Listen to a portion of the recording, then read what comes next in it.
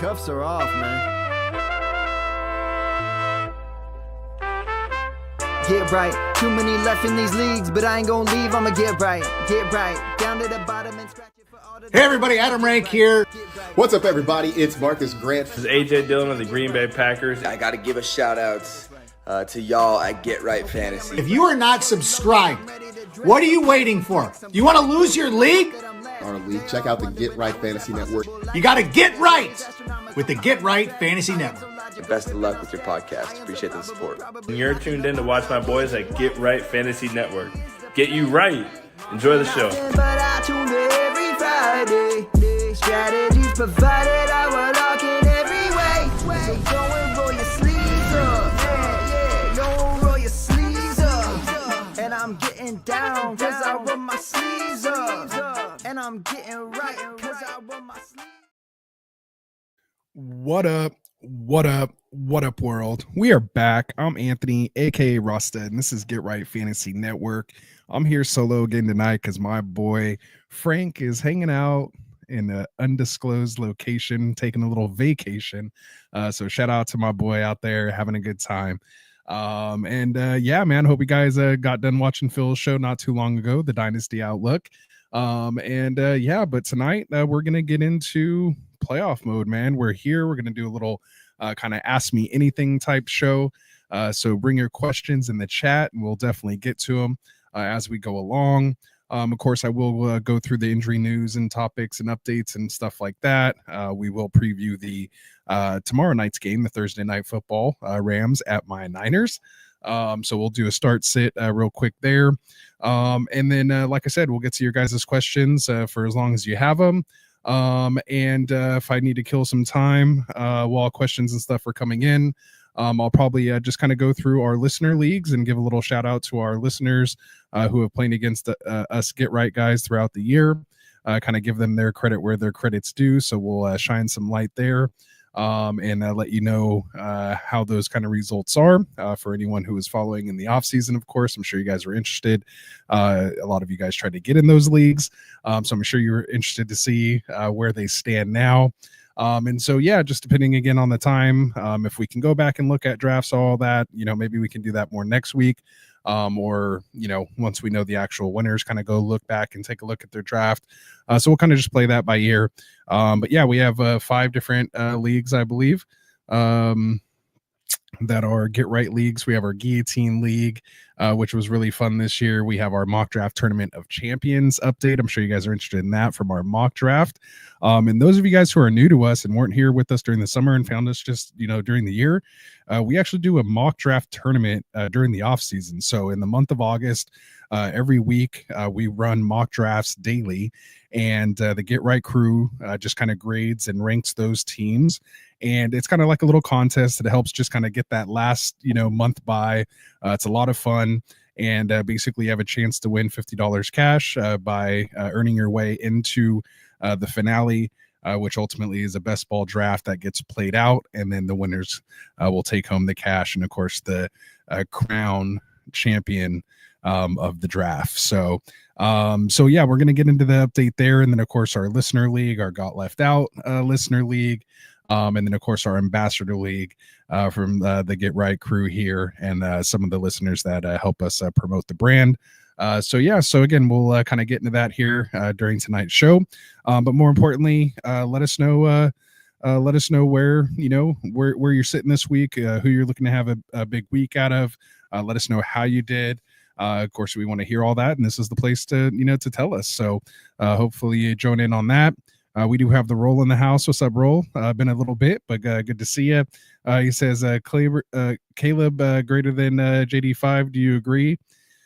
He says he traded a projected late 25 first and A-Rod for Sam Darnold, and thoughts on that. So what up, Dim boys? Good to see you, man. It's been a little minute for you as well, too. I know I'm on a little earlier tonight, so hopefully capture a little bit of you guys who haven't been able to make it when we're on super late here during the week. So going back to the Rolls question here, man, we have Caleb or Jaden Daniels. I mean, obviously the draft talent with their, fantasy wise, I don't think it's a question like that. JD5 is better. If you're talking just pure quarterback prospect and like what weapons maybe are around him or weren't around him. I mean, Caleb didn't end up kind of being what we thought he was going to be right out of the get. And a lot of, Daniel's production, of course, did come on the ground, but he came in throwing a lot better as well. And yeah, he's saying it's in dynasties is what you're asking. Who do I want moving forward in a dynasty league? To me, it would be Caleb. I just think he could have potentially more of a longevity. He has the arm talent. He just needs to, hopefully make some better, decisions, build the offense kind of a little better around him, I guess you'd say, get a running game, a legitimate running game. They could build on the defense, but I mean, I think the longevity of Caleb, it might be a little better than your typical kind of rushing quarterback, so to speak. Just because he may not, put himself in harm's way. And we've seen, Daniels take a couple big hits this year. Luckily, he hasn't really sustained any major injuries, but it could happen. We even saw, two-time MVP Lamar Jackson, start missing a ton of time. It wasn't until last season that he finally played a full year since his MVP season. So those are just, things to think about, from this fantasy standpoint. Again, just depending on, kind of what you want. But as our boy, Phil would say over on the Extra Point, you look at dynasty in like a 2 to 3 year window.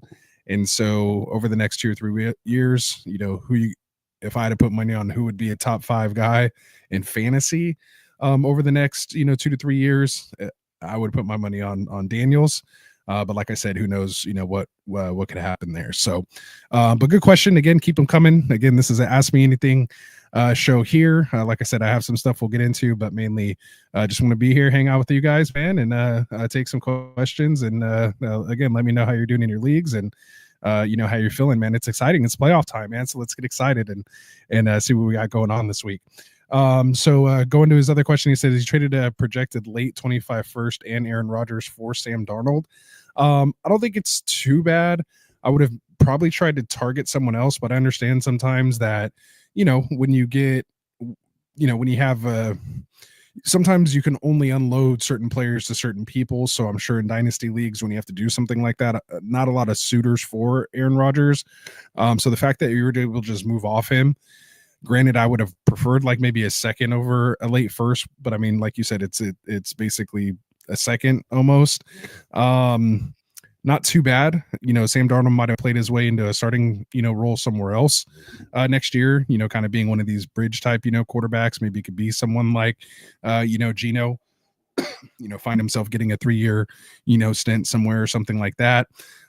So it's not too bad of an investment, but if I was going to move a first, like, I'd rather add to that first a little more, maybe add a second or add a second first to go get yourself an actual quarterback that or feel is going to be in a good spot for a good while. But again, we don't know how McCarthy's going to recover off his injury, or just based on the way they're playing, are they going to potentially extend him and let him kind of learn, let McCarthy learn under Darnold. But you would assume, just kind of the way the NFL works, that they spend a high pick on McCarthy, they're going to want to get him some playing time, here soon before they gotta, pay him basically. So, or make a decision to pay him or pick up the 5th-year option, and all that kind of stuff. So, just something to think about there. But yeah, I mean, in a nutshell, it's not too bad. Shout out to JH, man. Appreciate it, man. Shooting us a little super chat here. We do have the super chats on, man. So really do appreciate that. Says thanks for all you do in his questions in the chat. So appreciate that. We'll get to it right now. He says, sit one, please. AJ Brown versus Pitt, Evans versus the Chargers, McLaurin versus New Orleans, and Jennings versus the Rams tomorrow night. So I think of these guys, I want to say Jennings I have at 15. So I have him as a start. McLaurin I have at 11. I like his matchup against New Orleans this week as well. So I'm definitely sitting those two. Or I'm starting those two. AJ Brown I do have at 9 over Pitt here in my initial just kind of Wednesday rankings. But I'm not really feeling it too much, just again with the way that offense is going. but he kind of has the squeaky wheel, which is why I kind of have him up there like that. And how do you just sit AJ Brown in week 15 of your playoffs? This guy is probably your first round pick. And then, Evans has, they're going to try to get him that 1,000 yards. It has a decent matchup here against the Chargers. Baker's, he's going to put it up there. Could be a potential shootout there with the Chargers. You have basically all top 15 type guys here for me. On a technicality, I guess Jennings is the lowest man here on the totem pole. But yeah, it's still hard to get away from him. And you see the hat I'm wearing. Oh, and he says it's half PPR. Yeah, these are just touchdown type guys though. Like these are the guys that kind of score on their team if it is in the air. I am just worried about it, even though I have AJ Brown ranked the highest. He's the one I'm most worried about, and I'm sure that's why you're asking this question and paid the super chat for it, because it is a tough question. Like, how do you again sit AJ Brown? Man, like how do you sit AJ Brown in week 15?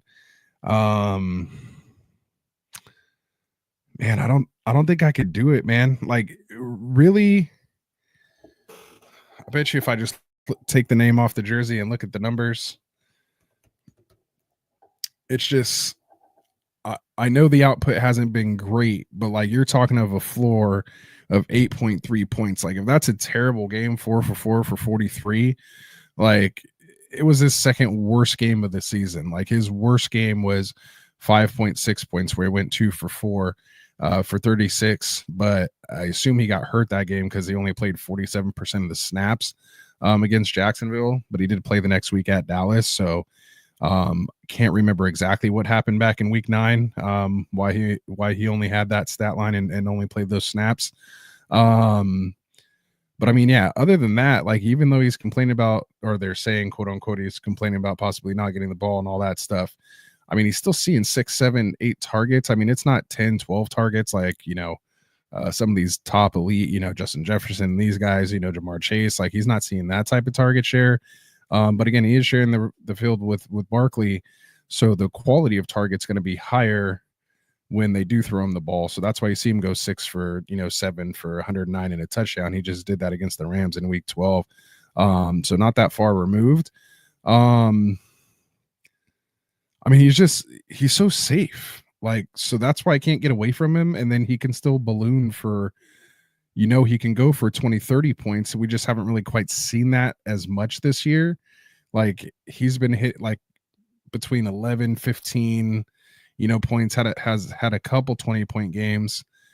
But yeah, we've seen these other guys kind of go, a little more nuclear. So, man, that's really, really tough, man.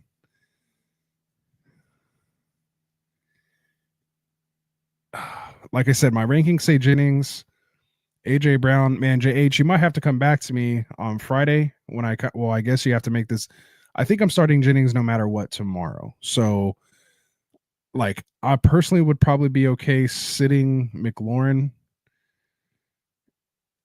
more than anything. Like, because I can't sit AJ Brown. So I'm going to go AJ Brown, Evans, and Jennings. If Evans is still kind of like banged up and we're not hearing maybe good stuff towards the end of the week, because he is questionable. They still have him, dealing with the hamstring. He didn't suit up for practice today. Could be just more of a rest day. They say he's going to start. I mean, I can't sit him either. I mean, you're talking about the same type of floor. But even higher upside again with no Godwin. Yeah, I can't get away from Evans, man. So if anyone, man, I'm gonna go McLaurin. Because I mean, even last time we seen him, he had the 2 touchdown game and all that, but and then he caught so he had 73 and 2 touchdowns the last game, scored 27, was coming off 2 20-point games. Yeah, man, you got a really good problem, man. You stumped me here, JH. Man, this is a tough spot to be in. He's saying, yeah, the same thing for sure. And yeah, Evans always misses Wednesday. So, I mean, we're all thinking the same thing, man. So you might have to come back to me. I think I'm starting Jennings for sure, though. Like again, Debo hasn't really been much. We're going to get into that game here in a little bit. But I have Jennings, again at 15. Yeah, man. McLaurin's tough to get away from. No Eckler there. Yeah, man. Yeah, Evans banged up. Yeah, dude, you stumped me, man. This is a good one. I mean, I guess based on my rankings, I'd said Jennings. But if you're worried at all about Evans potentially missing or anything like that, man, yeah, I don't think you're gonna go wrong either way. Like, I think all these guys have like a decent floor, so I don't think you can really make a bad call.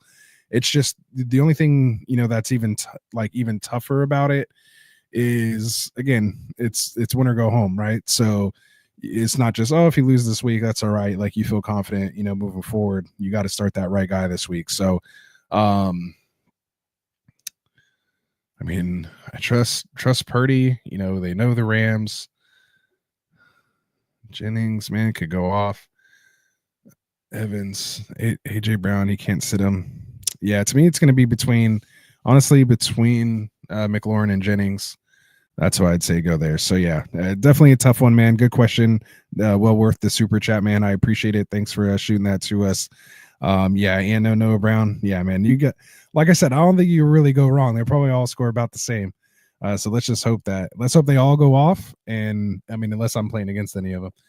But I definitely want Mike Evans to go off. So yeah, I think that's why I'm kind of leaning that way too, of having him in there. So anyway, all right. So, and then he had another question. He says, Bo Nix or Baker in 6 point. I believe I have Baker ahead on that one. So let's see. I still think I have them both as starts. If anything, I have Bo Nix right outside of the top 12. Yeah, so I just moved Winston ahead of him going up against Kansas City. They're going to have to throw a lot. Kansas City hasn't been as shut down, lately. And just, yeah, I mean, Winston's going to throw 40 times. But I like Nix. I have him at 13. I have him ahead of guys like Stafford, Tua, Herbert. But I do have Baker at 11. So, yeah, I only have Winston in between them. So there you go. Good stuff. All right. So the roll asked, or wait, hold on. Let me see. Let me go back. Where were we before that super chat came in? We had Ravens show. What's up, man? Saying, what's up, coach? How you doing? We got Drew Lauro in here, man. Good to see you. He says, what's good, Rasta? Kyler or Darnold rest of season, or should I stream? I'm actually holding kind of both these guys. I have both of these guys in several places. I actually spot started Darnold for Lamar, probably one of the best moves in my season. I still actually lost the week, but I already had I had a first round bye clinched. It was either going to be the first or second seed. Luckily, the guy also lost, and I had him by points, so I retained the first seed with that. I don't like to look at anything rest of the season. I'd like to kind of just take it week by week. And of course, I do have Darnold and Murray back to back in this one. I have Murray just ahead. But I literally can continue to switch them back and forth. I have him at 6 and 7. Murray right now at 6. I just think he has a good matchup against here in New England. If he gets back to running the ball a bit here. Marvin Harrison Jr. can have a good game. So, we'll see what happens. But again, it is a little early in the week, but I think you want to keep both of them because Kyler's so up and down. If you want someone who's kind of going to be a little more steady Eddie, you can go with Darnold. But like Kyler can literally win you a playoff game. So, again, just depends on how you want to play your fantasy football, man. If you're not first, you're last, or you're trying to just, be more classic, let's say, and kind of have more of your guaranteed points, so to speak. So just depends on how you don't mind losing, basically. All right. So the rule says that Mixon is better than CMC at this point. I mean, if you're talking just this fantasy season, then of course, yes, because Mixon's still playing. But I mean, you saw what happened, just the flashes of CMC when he was just getting going, before he even went down in that game. He was going to have a huge game, and he was just getting back to being the CMC that we all know and love or hate, depending on if you've had him or lost championships to him. But yeah, Mixon is, was still good, but no one's like CMC, man, when he's healthy. So we just haven't seen it in a while. Just go back and look at last year and look how many more points he scored than everybody else last year. Mixon's not doing that this year. Like, even if you add on his average for the games that he missed, like, he's still, there's a whole other echelon to get to put someone up there with CMC. So he literally breaks fantasy. He's one of those type of players. All right. The rules, getting back to Darnold and McCarthy situation wise, is like Breves and Rivers in San Diego back in the day. Yeah, I think you were saying up here before that you think one of them might get traded or something like that. So, oh yeah, there you go. I think both guys will be starters somewhere else. So they might, one of them gets traded and they both will be starting. Yeah, I mean, I could easily see that with Darnold if that were to happen. So let me try to fix my light. It keeps flashing on me. All right. So what else we got? Again, keep your questions coming, guys. This is Ask Me Anything show, man. I'm here for the chat. I got stuff I can get to. We got news and notes that we'll get into, but mainly here just for you guys here, taking your questions and comments. Just kind of a little interactive show here. Just trying to buy time, man, to get us to tomorrow night and start our get some points on the board in our on our playoffs, first round of the playoffs. So yeah, keep them coming.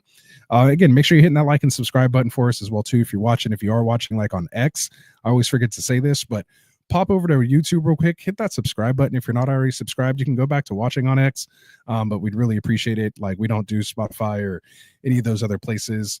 Obviously we stream through X, but our subscribership in what we're trying to build is our YouTube following. So that would help us as well. Excuse me. All right. Let's see, where else were we at? Yeah, so Unotime Music. I might be saying that wrong, but he says, all right, huge start sitter,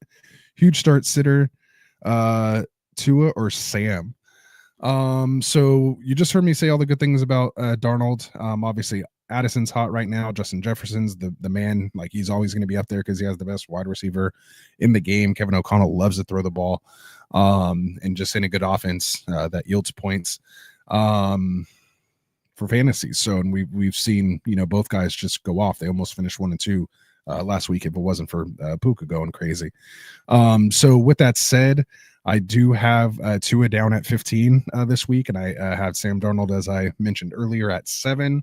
Obviously, that was well before you wrote the question, over 10 minutes ago when you wrote this. But yeah, so I have Darnold well over Tua. I just kind of kept finding guys that I liked a little better than Tua this week, just because, again, right when you start to feel comfortable with Tua again, he could just take a hit. I know that can happen to anyone, but it doesn't even really need to take a big hit, and so it does kind of worry me. But I like what I'm seeing with Tyreek. I'm feeling more comfortable with him, and even the emergence of Waddle lately has been nice as well. Obviously, coming off a couple big games, so I still like him.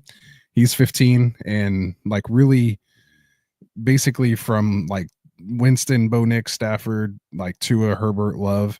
Like, if you just want to say that's all kind of like one guy to me, like, I think they're all kind of, if you say you want to start one ahead of the other for whatever reason, I kind of went somewhat based on matchup and, talent and, other things going on in the offense. But, I can see myself rearranging that throughout the week. So again, make sure you tune in on Fridays, and we'll have it more dialed in by then. All right. So we have Mr. Magic in here saying, yo, he says it's crazy. He's sitting in the first round bye when he drafted CMC over Jamar. I mean, a lot of people drafted CMC over Jamar. You weren't the only one, but just well done, man. Good. Half the battle is drafting a good team, and you can rely on that. You got to get lucky, of course, with injuries. And if you build your team like how we do when we talk about the offseason to kind of build in and how you want to build out a roster and have that depth and things like that there. That's why I felt like I was able to make, the playoffs in 14 of my 18 leagues.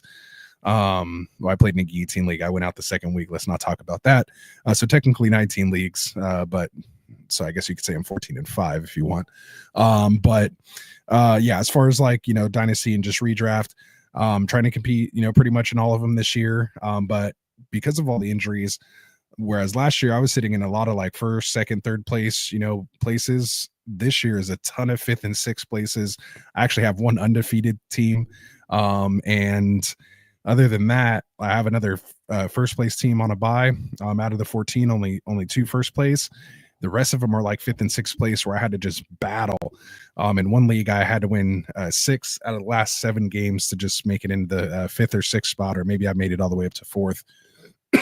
But yeah, it's the management of your team. So you can overcome making a bad first round pick, or not even making a bad one, just unforeseen circumstances and injury, just gone immediately, and still recover from it. So just play the waiver wire game, make some trades, and just never give up, man. Roll those sleeves up and just buckle down and make it happen. So good job, Mr. Magic. Good stuff there. He says he could see this be a big Debo game after all this time. I mean, anything you could say he's due. I'm just not feeling it still. Week 15, he scares me. So I kind of have him down on the rankings because I have him down at 38. I have him actually right ahead of Neighbors, which might be my other hot take this week. These are just 2 guys that we know what their ceiling's capable of, but there's so many other good matchups and guys who are playing well right now that have roles on their offense because of all the injuries, and now we have no bye weeks, that there's other guys that I just feel more comfortable with playing. I don't feel like I need to start a Debo if you don't have to, because we've by week 15 we've built so much depth. At this point, you can, if you have that right matchup and that right feeling, like there's just other guys that I just feel a little more comfortable ahead of Debo, including like if Josh Downs is active this week, I have Downs ahead of him. I have Keenan Allen ahead of him. I have Jaden Reed ahead of him, even though he just came off literally a goose egg against Seattle. I have Jacoby Myers and Zay Flowers, Mari Cooper, Hopkins, D Smith. Like these are all guys I feel just more comfortable with in my lineup over Debo or Neighbors because of just kind of how they've been playing in their situation. Now Samuel a little more ahead because he doesn't have Tommy DeVito throwing the ball to him.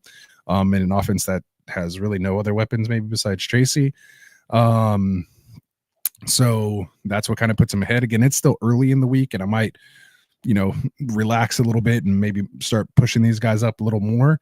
But as of right now, and he's dealing with the, that injury, I'm just, for as far as Neighbors goes, not feeling it. And then, Debo, again, I like the call out, and you see the hat, man. I hope that's the case. I'm personally not feeling it right now. So it's a little tough, man. It's a little tough. All right.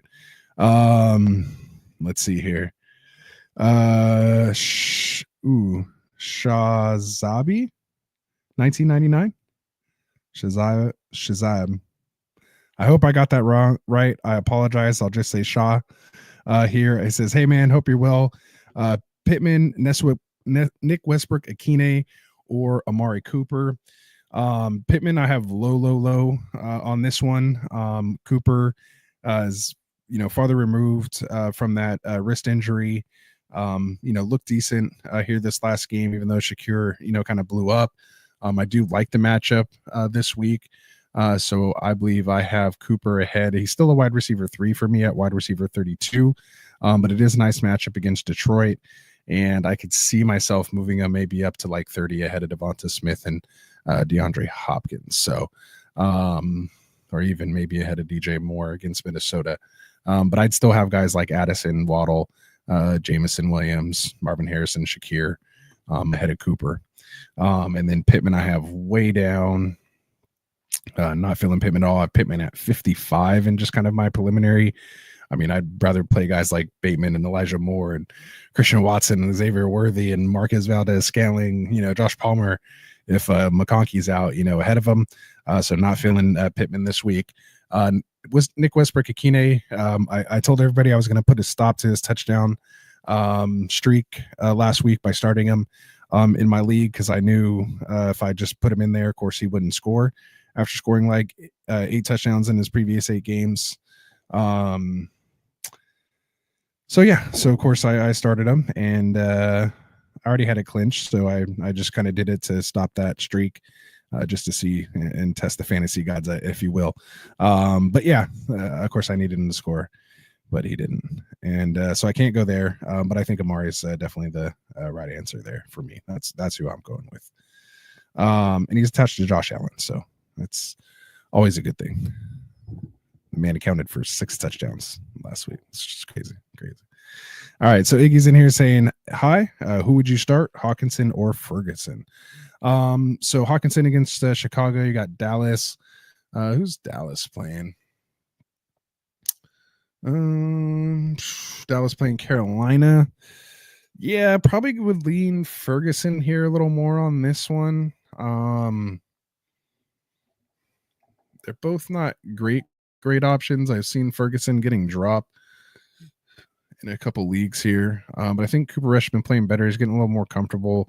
And again, Cincinnati, he did go only 3 catches for 33 yards, 6.2 points. But I mean, hey, for a tight end, that's not too bad getting 6 points. Like, if you're going to say that's a bad game.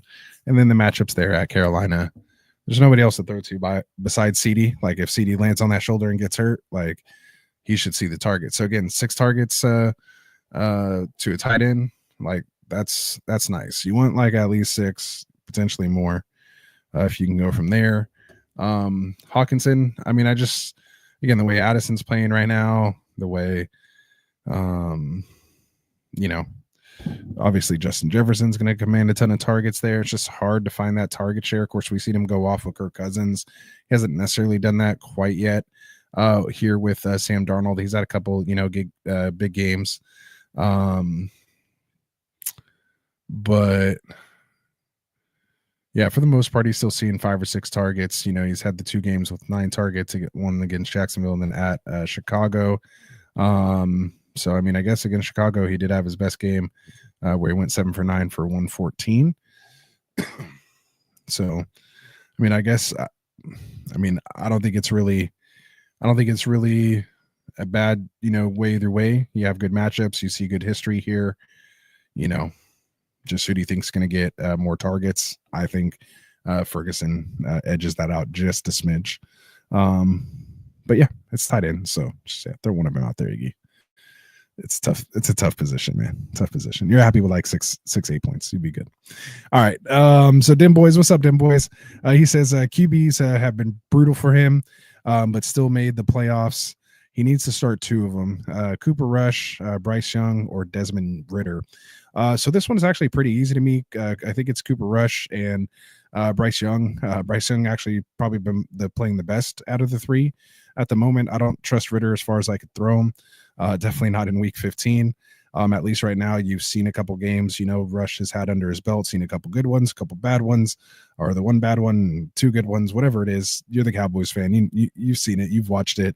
Hopefully he continues to just throw the ball to CD, use Ferguson like we were just talking about. And I've started him in the last couple weeks. So I think I started him on one of his bad games or one of his good games, or decent games, so to speak. So yeah, I mean, he's someone I felt comfortable with. You see Dowdle playing a lot better now as well too. So it's not like they could just, kind of tee off on him, so to speak. The run game, is continuing to help him out. And yeah, I'm just not feeling Ridder. So yeah, give me Rush and Young. All right, JH says, weird question. I love when questions start out this way. So he says, weird D question as well. Should I roll with Green Bay versus New Orleans in week 16, Los Angeles Chargers versus New England in week 17, or just drop both for Indy, who gets Tennessee and the Giants in 16 and 17? Yeah, so none of those are like totally crazy. Like, obviously the Green Bay should be good if it's like Hainer or Spencer Rattler, starting. But Derek Carr might still start.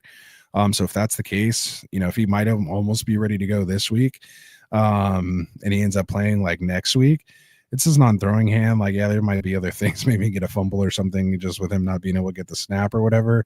But it makes you a little less excited there. I like the Chargers against, anyone really playing New England against 17. Tennessee, Levis and Pollard, like they've been kind of putting up, decent numbers. I mean, Levis going to throw a pick probably for sure. Indy defense not really that great. They're kind of a defense we target with our offensive players. But yeah, I mean, given the matchups, I don't think any of these defenses are like overpowered or have like some crazy matchups, as far as like really good defense against a terrible offense. So honestly, like if you don't want to be just making the moves every week, like you could probably just grab the Indy defense if you feel comfortable with that. Roll them out against Tennessee. I'm not sure what they scored against them in your scoring. Last time they played, I believe they played already, or maybe they have 16 and 18 or something like that. I mean, the Giants matchup should be good either way.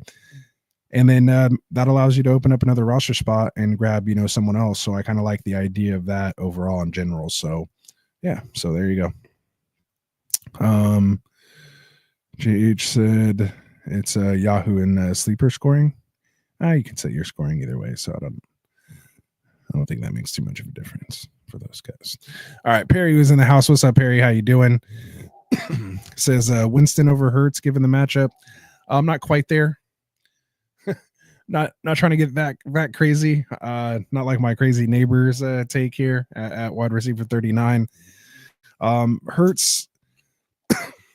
Everyone's saying he's playing bad, man, but he's still been good for fantasy. I mean, yeah, he hasn't had the throwing numbers, but you don't need the throwing numbers. Especially if I don't know if it's 4 or 6 point passing touchdown here, but if it's 4 point, I'm for sure going Hurts.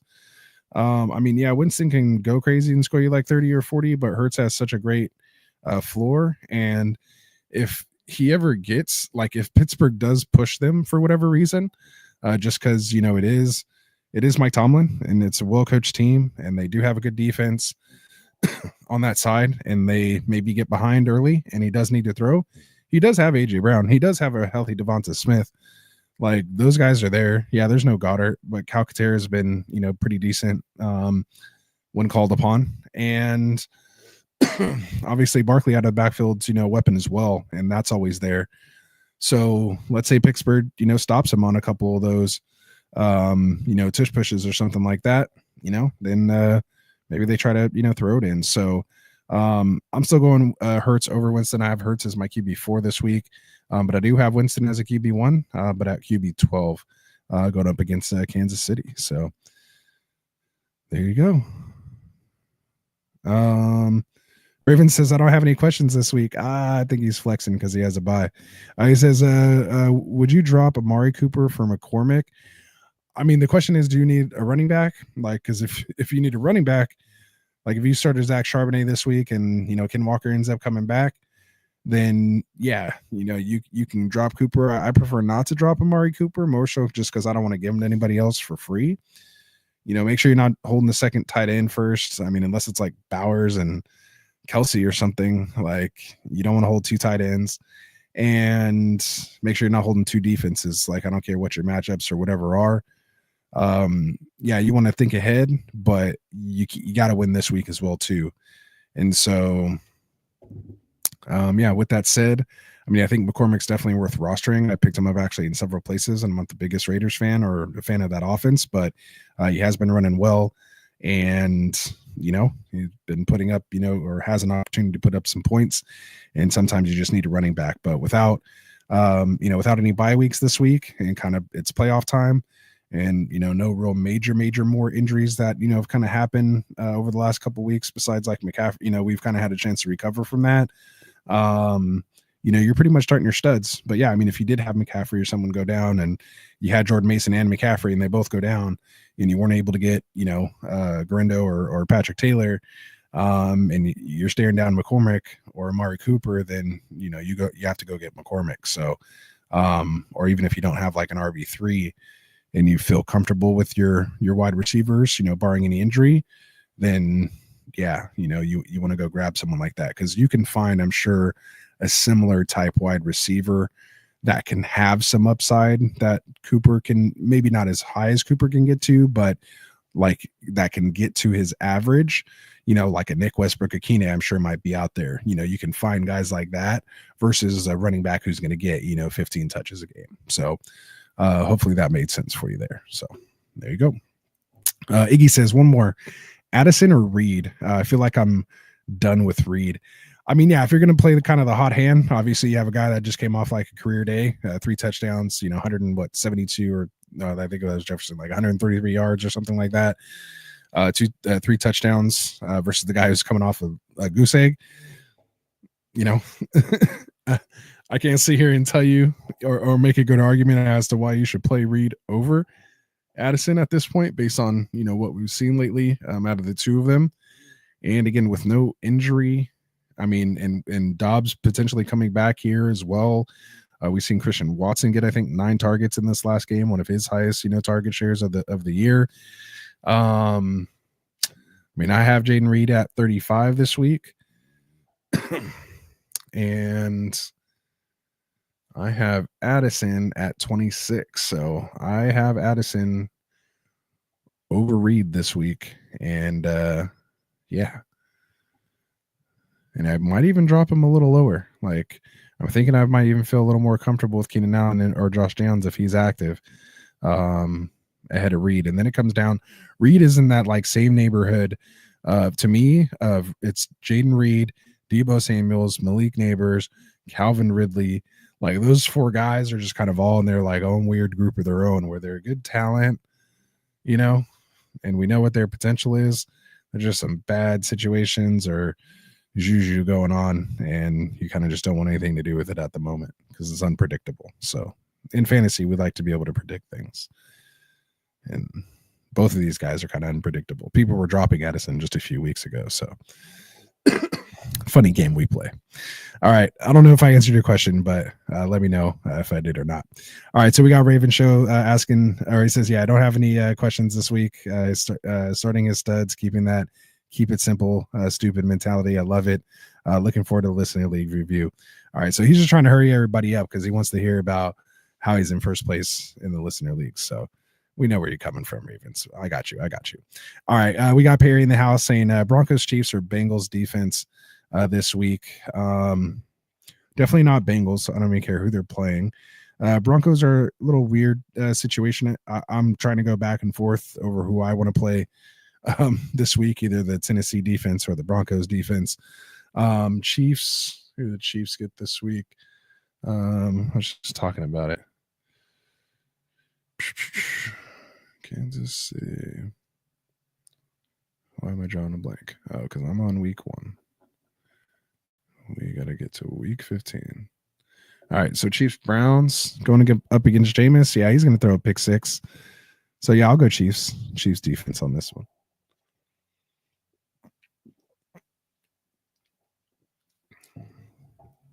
I think they have the greatest chance of getting a pick 6, scoring a touchdown this game.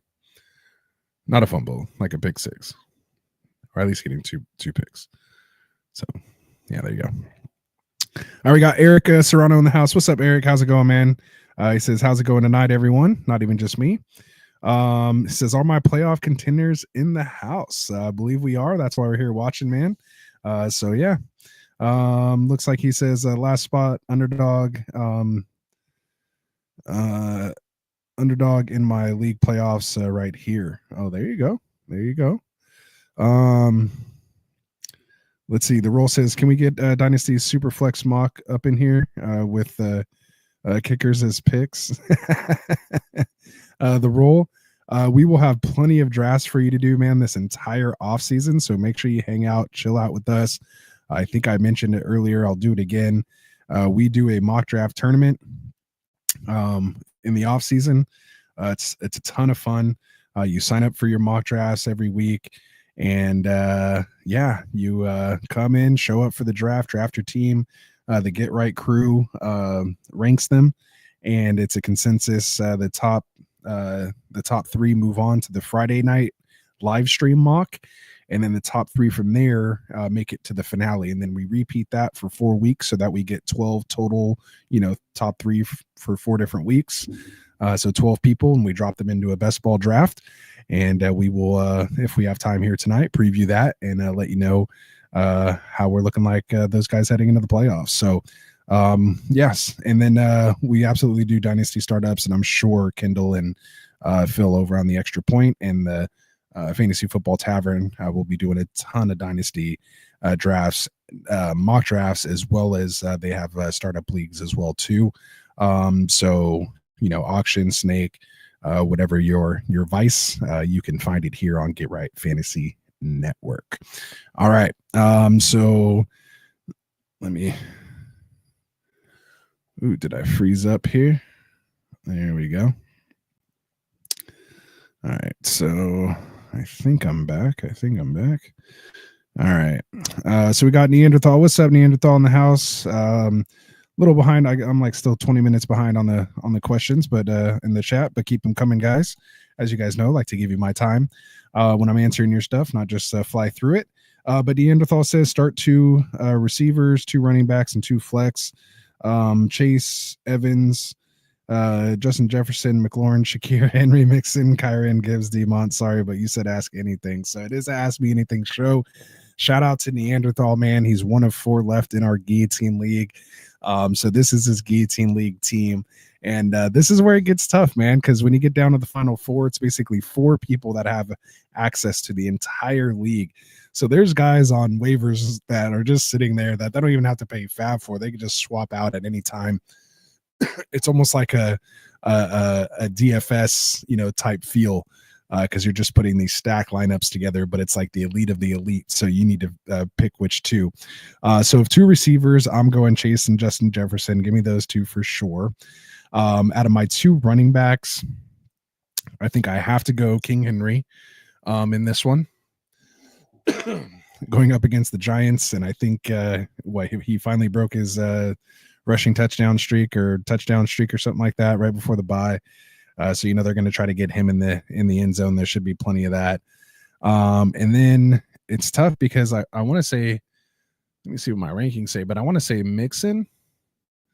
It's hard to get away from him. He just has that potential for a 3 touchdown game. Kyren gives you a nice floor, and then Gibbs and Demont, like you can't go bad with either of those guys anyway. You're literally just listing my entire starting guys. So right now I have Henry as my 101 or my RB1 this week. I have Saquon Barkley next, then Bijan, then Joe Mixon at 4 right now. I actually have Chase Brown. I like him against Tennessee here at 5. Probably getting a little excited there. I'll have to move that down, but we'll see. I do have Gibbs at 8, Chub at 9, Kyren at 10, Demont at 11. So I guess if you went in the order here, it would be Henry and Mixon is who I would have for my 2 running backs. So you got Chase, Justin Jefferson, Henry, Mixon, and then now you need 2 flex. So this is where it gets interesting. It is full PPR. I know that because I set the league up. I think Shakir's not on the level of these guys. McLaurin's close. I think I fill those 2 running back spots with. I think you fill it with, those 2 flex spots with running backs. I think I go Gibbs and Demont, man. I would just start the tandem of that backfield against Buffalo. I think Buffalo's like third most points allowed at running back position here all year. Let me double check here. Yeah, so 3rd most points to the running back. I might have said 2nd, but 3rd most points to the running back position this year. We've had, people just have crazy games on them as far as running backs go. I know they did just get Milano back, though.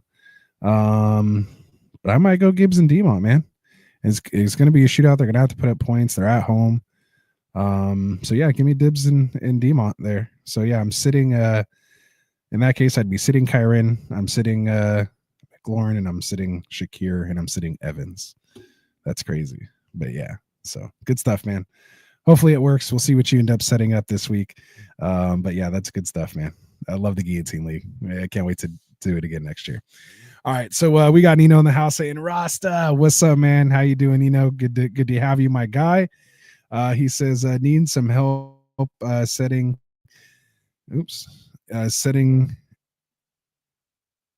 damn near his whole lineup for the playoff week. So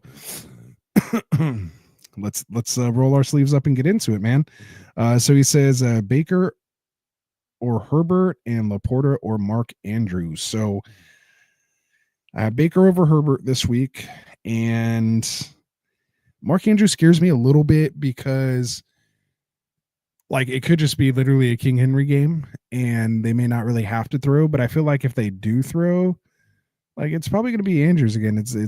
We've seen him take his some of the target share back. He's scored I think in 3 of the last 4 games or something like that.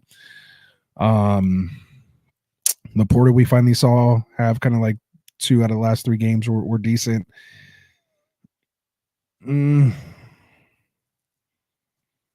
Got Jameson Williams back over there now. Amon Ra, Demont. I mean, you got a lot of guys there. Yeah, that's a tough one.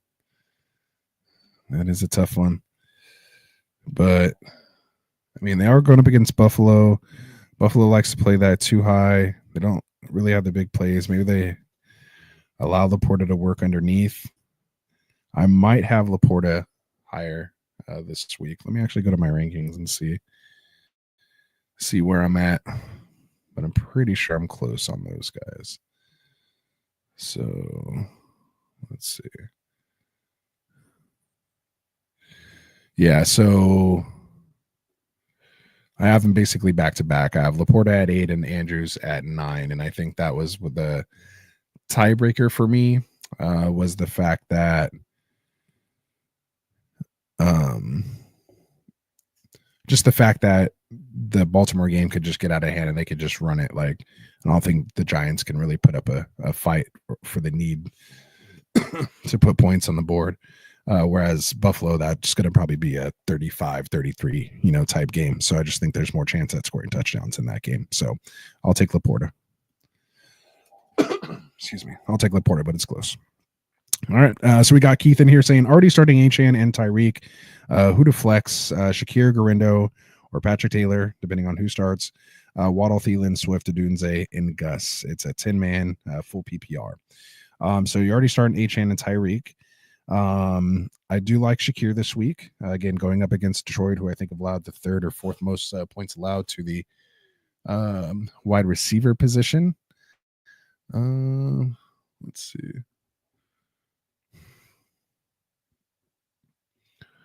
Go to wide receiver here. So yeah, they're at 4th now. Over the last 3 weeks, I think they've done actually a little better.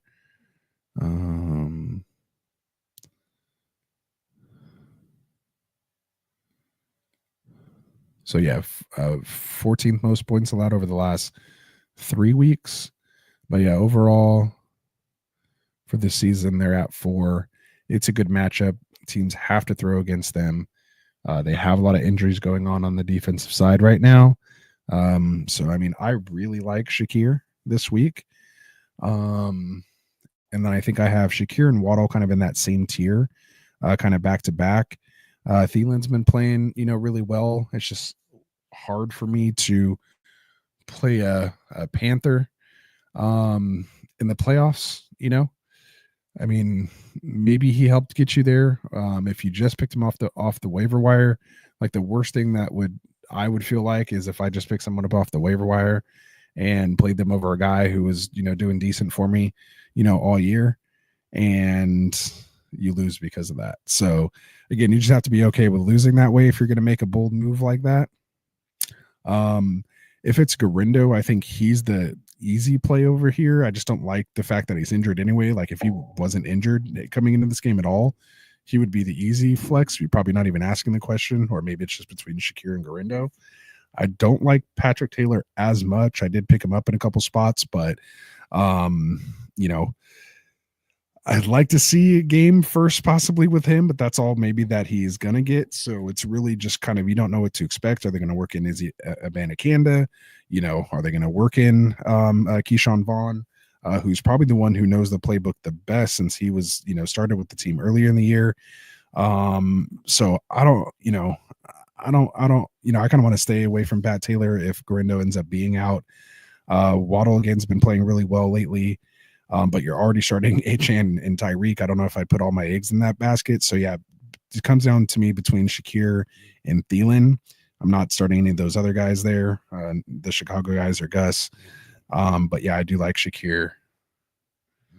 I do like Shakir over Thielen this week.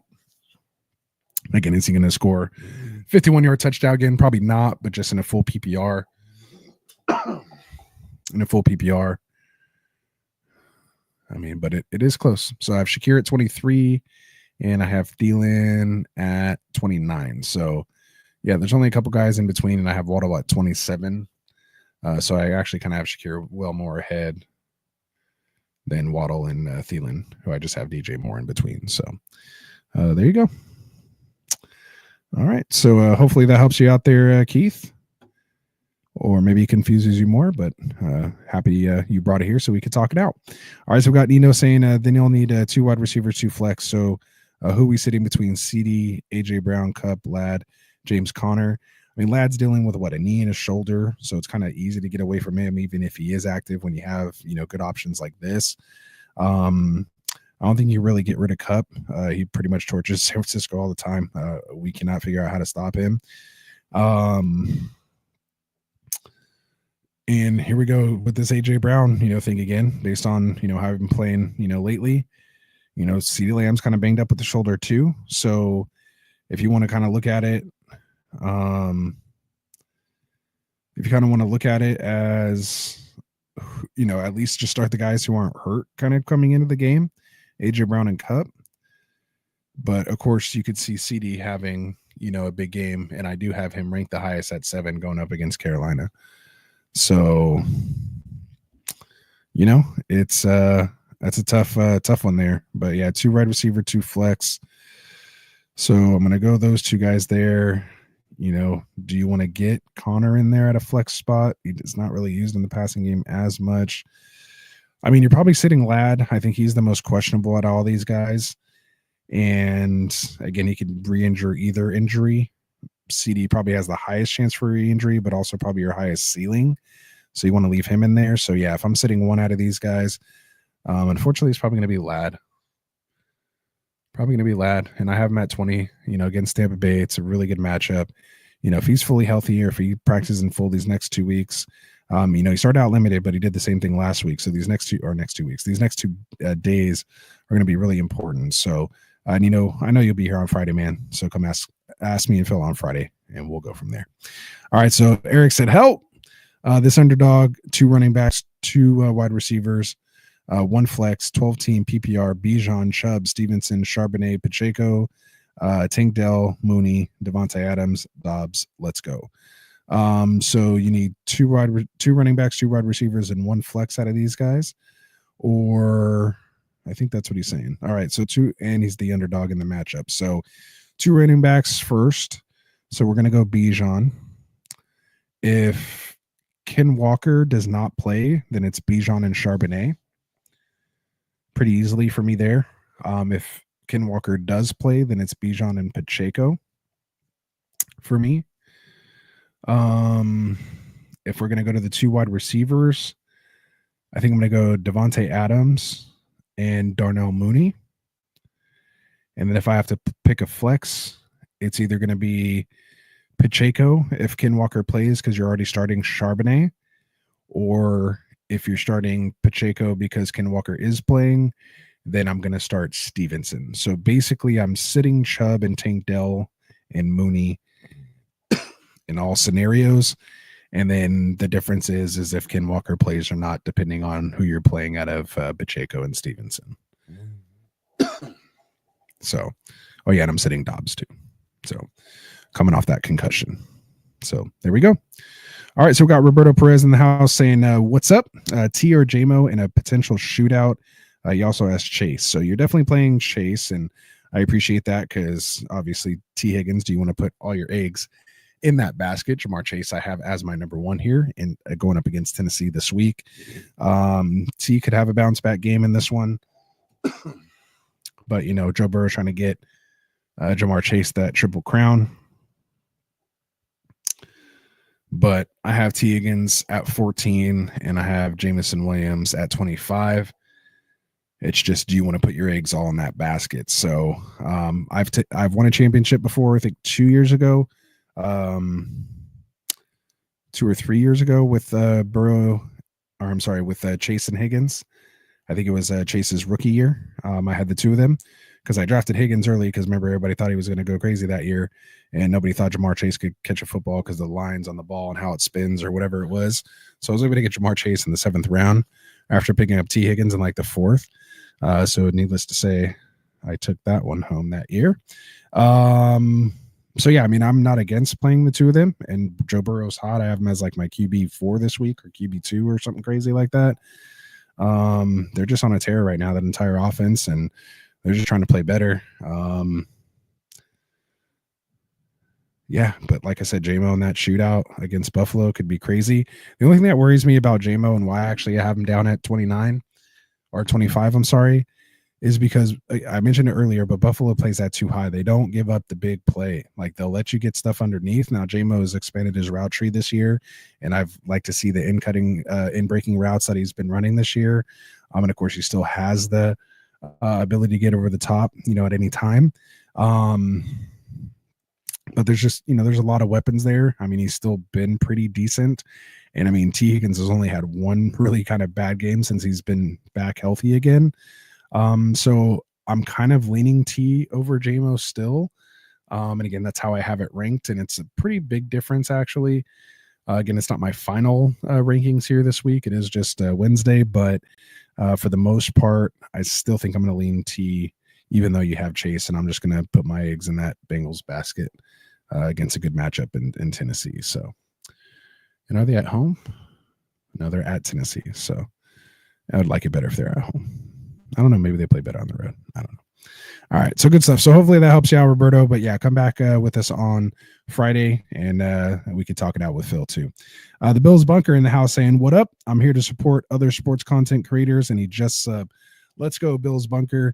Let me return the favor, and anyone here in the chat, man, let's go to the Bills Bunker. I mean, we might not all be Bills fans here, but we appreciate content creators. So yeah, Bills Bunker actually hit me. I don't know if I can bring it up here real quick while I'm in the middle of the show. But shoot me, leave a comment on the video, maybe when we're done, or shoot me something on Sleeper or Twitter. And shoot me your link if you have a channel there. And I'd love to support you as well, man. Appreciate the subscribe. Again, it doesn't cost anybody anything to hit that subscribe button. And for us content creators, man, that's what we literally every day checking to see, how many new subs we get. It makes a big difference for us here. So, yeah, hitting those like and subscribe buttons for us, leaving comments, leaving your chats, that all helps with the YouTube algorithm to help the channel grow. So again, really appreciate that, my guy. All right, so we got Perry in the house saying, "I'm holding 3 tight ends and it feels weird, as it should." Bowers, McBride, Jonnu. Jonnu's an easy drop. I mean, we're all hoping. I mean, McBride hasn't scored a receiving touchdown all year. Wouldn't it be great if he just had weeks 15, 16, 17 with 2 touchdowns each week? Let's make that happen. So, I mean, unless I'm playing against them, but I do have them in several places and in best ball. So I'd love for that to happen. But yeah, you definitely don't want to be starting 3. So I would at least reduce it down to 2 and go with Jonnu, just go ahead and drop Jonnu. I mean, he did come off a bad game right now. So maybe people aren't in a hurry to go pick him up. So maybe you can get away with it for a week. But Bowers and McBride, I could see why, maybe if you're a little shy with Bowers, depending on who the quarterback's going to be, O'Connell dealing with that, knee bruise or bone bruise or whatever it was. And maybe it's Desmond Ridder this week, which doesn't make you feel good either. But I mean, he's really the only target there besides Myers. And, McBride, he's getting the targets. He's just not finding the end zone. So if we can get some just regression to the mean on the touchdowns with McBride, he's the easy one I'm starting at all those guys. So yeah, definitely don't hold 3 tight ends though. I don't recommend that. I don't recommend it. All right. So Nina says, appreciate it as always, Rasta. Of course, man. That's what I'm here for, my guy. I appreciate you as always coming and hanging out in the stream with us here, man. So really appreciate it. We got Joe Kingsley in the house saying, I feel like I need to start Purdy over Darnold and Stafford simply because of the matchups. What do you think? So Purdy over Darnold and Stafford because of the matchups. I mean, I don't hate it. We've seen, what Purdy has been able to do. Let me see where I have them ranked because I had pretty high in my initial rankings, and I think I had to kind of push him down just a smidge. But he's still QB1 for me. So yeah, I have Darnold at 7 just because they lit up Chicago the last time they played his division game. Addison went for 30 points that game as well too. I have Patrick Mahomes right in between them, going up against Cleveland because that could be a potential shootout as well. And then I have Brock at 9. Stafford I have at 14 just because he doesn't have any type of rushing out upside. And yeah, he has Puka and Cup and all that. Maybe I can see moving him up, maybe even ahead of Winston or maybe Baker. I wanted to have him higher, but as I started kind of putting it together, he kind of fell in at 14 for me. So maybe it's not that big of a gap. But I do have Darnold slightly ahead of Purdy this week. But again, if you want to play more that matchup game, I mean, I can see how and why you may want to go that route. And again, I don't want to seem too biased here, wearing this hat. So, I mean, yeah, I'm going to go see what he did a couple weeks ago against Chicago. So against Chicago, he put up 22 completions on 34 attempts for 330 yards, 2 touchdowns, no picks. He was sacked 3 times, so if they clean that up a little bit, they might actually have an even better day. But yeah, I mean, 300 yards. That was his first 300-yard game of the year. And now in his highest yardage game until he just played Atlanta, where he went for 347 and 5 touchdowns. So to me, Stafford's the easy one to play Purdy over. The harder one for me is Darnold. And I think, and especially I don't like to play my own guys because if they cost me a championship, I don't want to be mad at my own players. Something totally personal and just how I play fantasy football. I know this doesn't work for you because you may or may not be a fan, Joe. But I'd rather just start Darnold because then if he does let me down, I could just be pissed off at him and I'm okay. But yeah, so we're still people here, man. I still analyze things, but sometimes you make these decisions with your heart, sometimes over your head. But yeah, so hopefully you know where I'm coming from with that. But I like the Darnold matchup this week, which is why I had him edged out over Purdy. I guess I should do Purdy the same justice and see what he did against the Rams earlier in the year.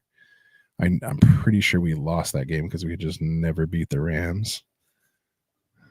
Was that week 3 or 4? So yeah, so Purdy week 3 against the Rams, he went 22 for 30, 292 and 3 touchdowns that game. And he had 10 carries for 41 yards, but he did lose a fumble in that game.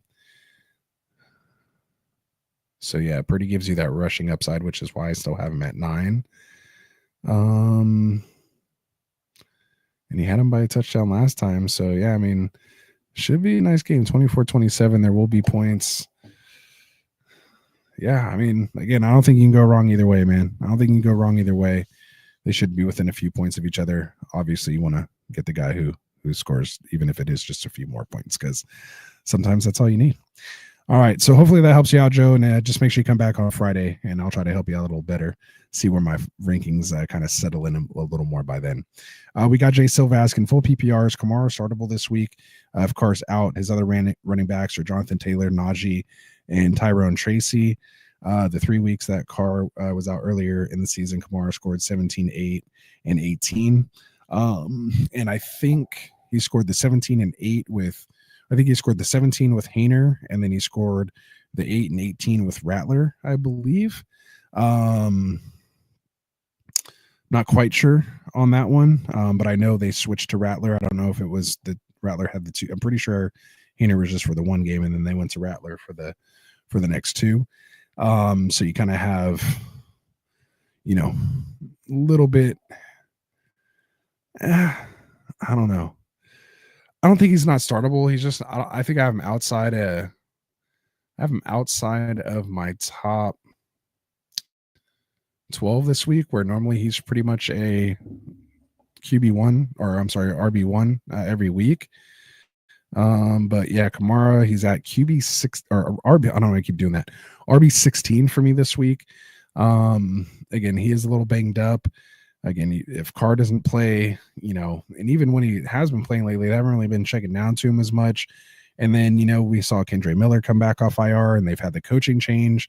So are they going to look to, you know, Miller to have that kind of goal line roll over Kamara? So there's a lot of question marks, which is why I dropped him down this week. But the question is do I have Tyrone Tracy Jr. or Najee Harris ahead of him, even with all that said? And the answer is no. I have Tyrone Tracy at 24 and Najee have him back to back at 25 right now. So still, of the three, I would still take my chances with Kamara in full PPR, even with Carr out. Might be a little. I might drop Kamara a little closer, but I don't think I can find myself moving Tracy or Najee up.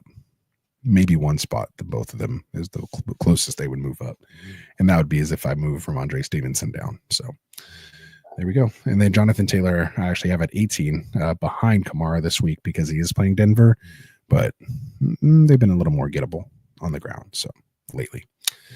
All right, so his other team, pick one. Hold on, pick one wide receiver, one flex. He has Mike Evans, Jerry Jeudy, Tyrone Tracy, and Gurindo. So for the one wide receiver out of Evans or Jeudy, I'm gonna go Evans, especially if Tillman comes back. Jeudy might see a dip in those targets, and we don't know who McDuffie is going to cover, so that could be interesting too, whether he goes over Tillman or Jeudy. They're playing the Chiefs, right? Cleveland.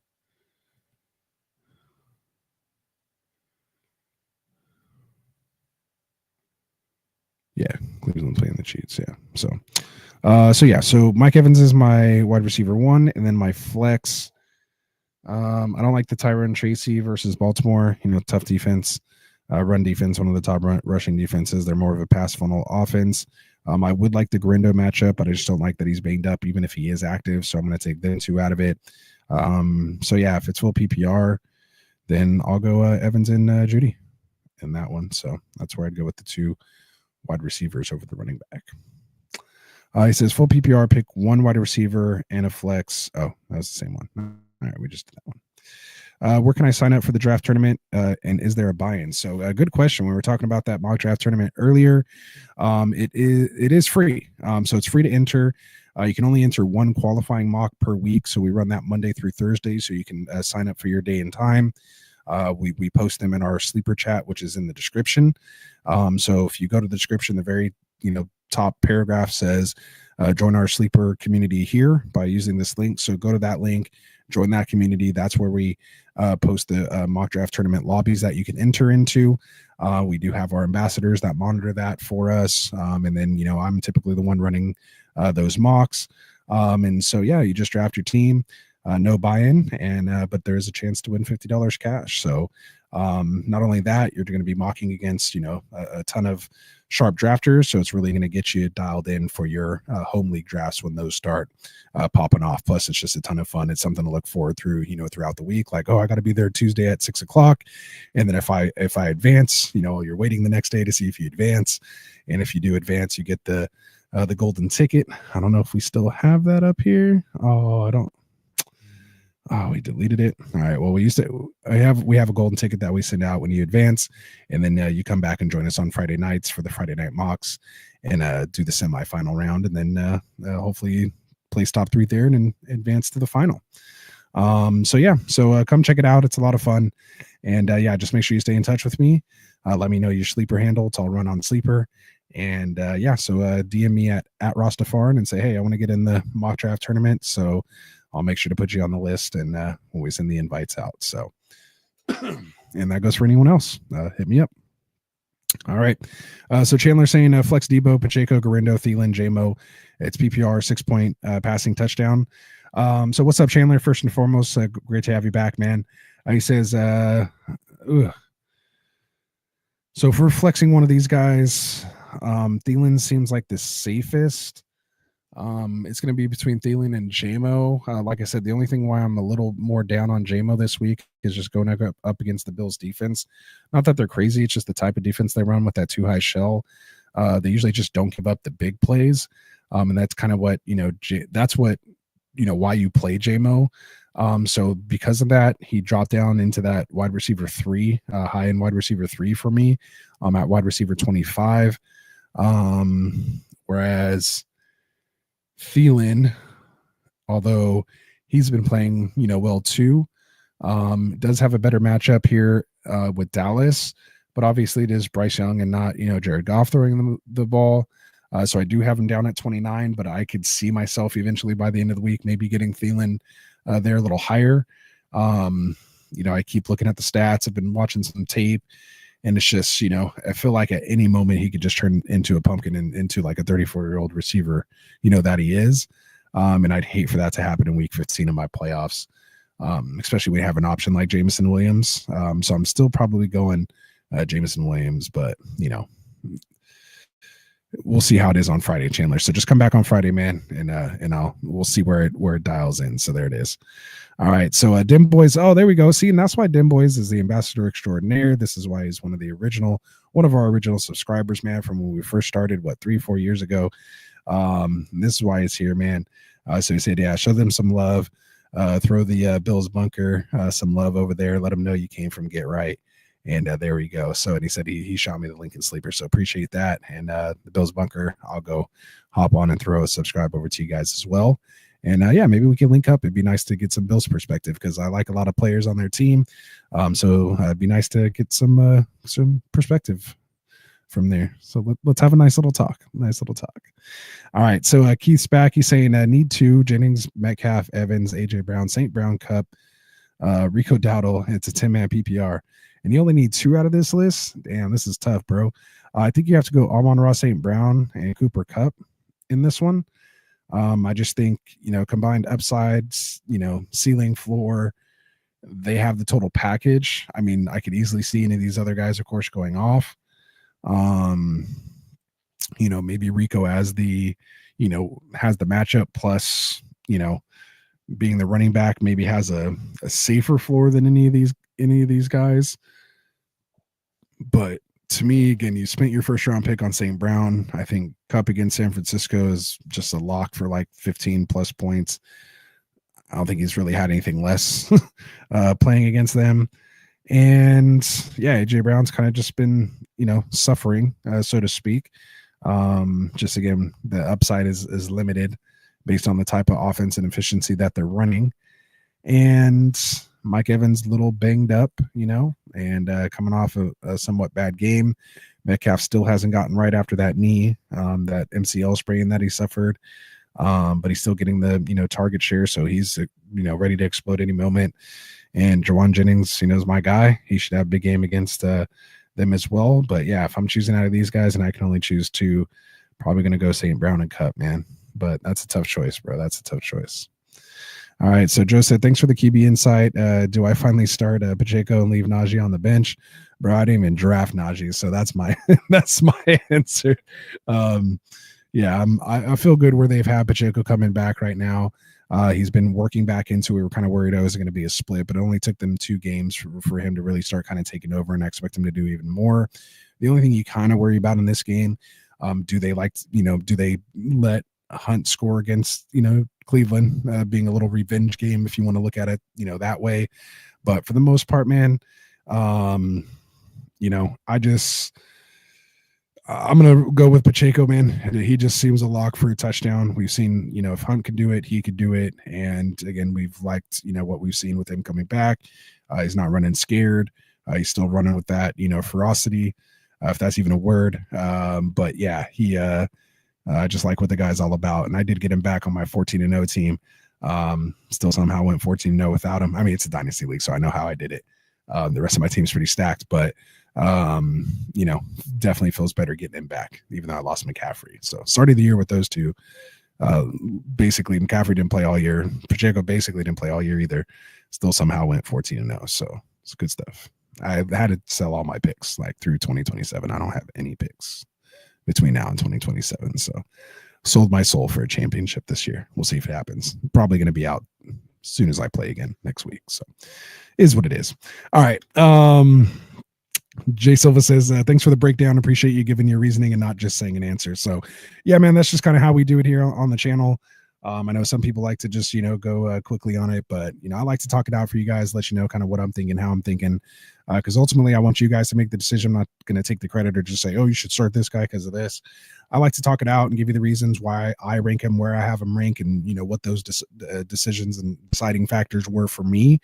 And if they're in line with you, then great. If they're not, and you want to adjust, based on what I'm mentioning, if you happen to not think about it that way or from that perspective, that's what we're here for, man, to think it out. And yeah, hopefully lead you guys to some championships, man. So good luck. And yeah, again, come back on Friday and I'll have hopefully a better idea. We got Scott White in the house saying deep PPR league. Do we like Booty, Bourne, or Tim Patrick? So Tim Patrick's the interesting name on this one, obviously coming off the 2-touchdown game. But I like what I've seen out of Booty. And then, of course, I think Bourne scored the touchdown last time, right before the bye. We kind of like seeing what Booty was going on there. If I had to start those guys, I don't even think I do my rankings out, that far. But I mean, yeah, let me look these guys up, man, because this is deep. I know I have Booty stashed I think I finally dropped him. I had him stashed on a league, on a dynasty team in my taxi for a while.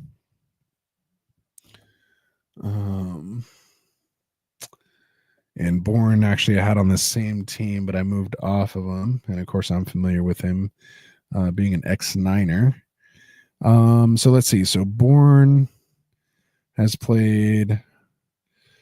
So week 11, he had his big game, 18 points, 5 for 5 for 17 to touchdown. Since then, he's only had 3 catches in each game, 5 targets, and then 3 targets, 3 for 3 respectively here last week against Indy. Or I'm sorry, the week before against Indy before going on the bye. Like to see the snap share increasing 47, 59, and then 64. He didn't play against Chicago, but prior to that, he was playing almost 60 to 80% of the snaps, but wasn't really doing much with it. Now that he's come back, of course, it is. I almost said Mac Jones, but Drake May throwing the ball now. Again, not seeing crazy targets, but looking like a decent 6 or 8.6, 7, 8 point floor. So again, gets Arizona at Arizona, controlled environment. Arizona could be hit or miss. You just kind of never know. And if they do jump out, they'll most likely be playing from behind just because New England defense isn't great. So yeah, Bourne seems interesting. And then yeah, Booty is just more up and down, a little more inconsistent, and doesn't have that big 70-yard touchdown type game. He is consistently seeing about 6 targets a game though. He's basically had 6 targets a game since week 8 from week 6 through 13, with only 1 game in there, week 12 against Miami, where he only saw 4 targets. So it looks like Bourne's going to be the guy you want to play if you need a little more upside. But if you're looking for someone who's maybe just going to get the targets, may not have the yardage, to back it up, or maybe the touchdown. Again, he's 5'11", 197, so not that big of a guy, versus, KJ Bourne, who's 6'1", 205, in the red zone. Plus they have Hunter Henry there as well too. I think I like them a little more than Tim Patrick just because there's so many other mouths. I had to be careful there. So many other mouths to feed there in Detroit. I think I'm gonna lean with Kendrick Bourne.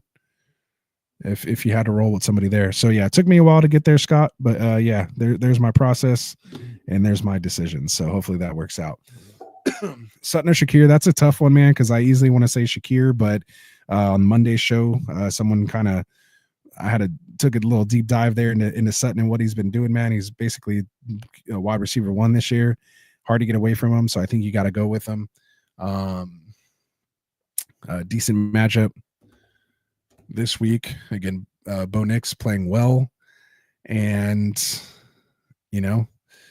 he's commanding targets. Hasn't had a single-digit game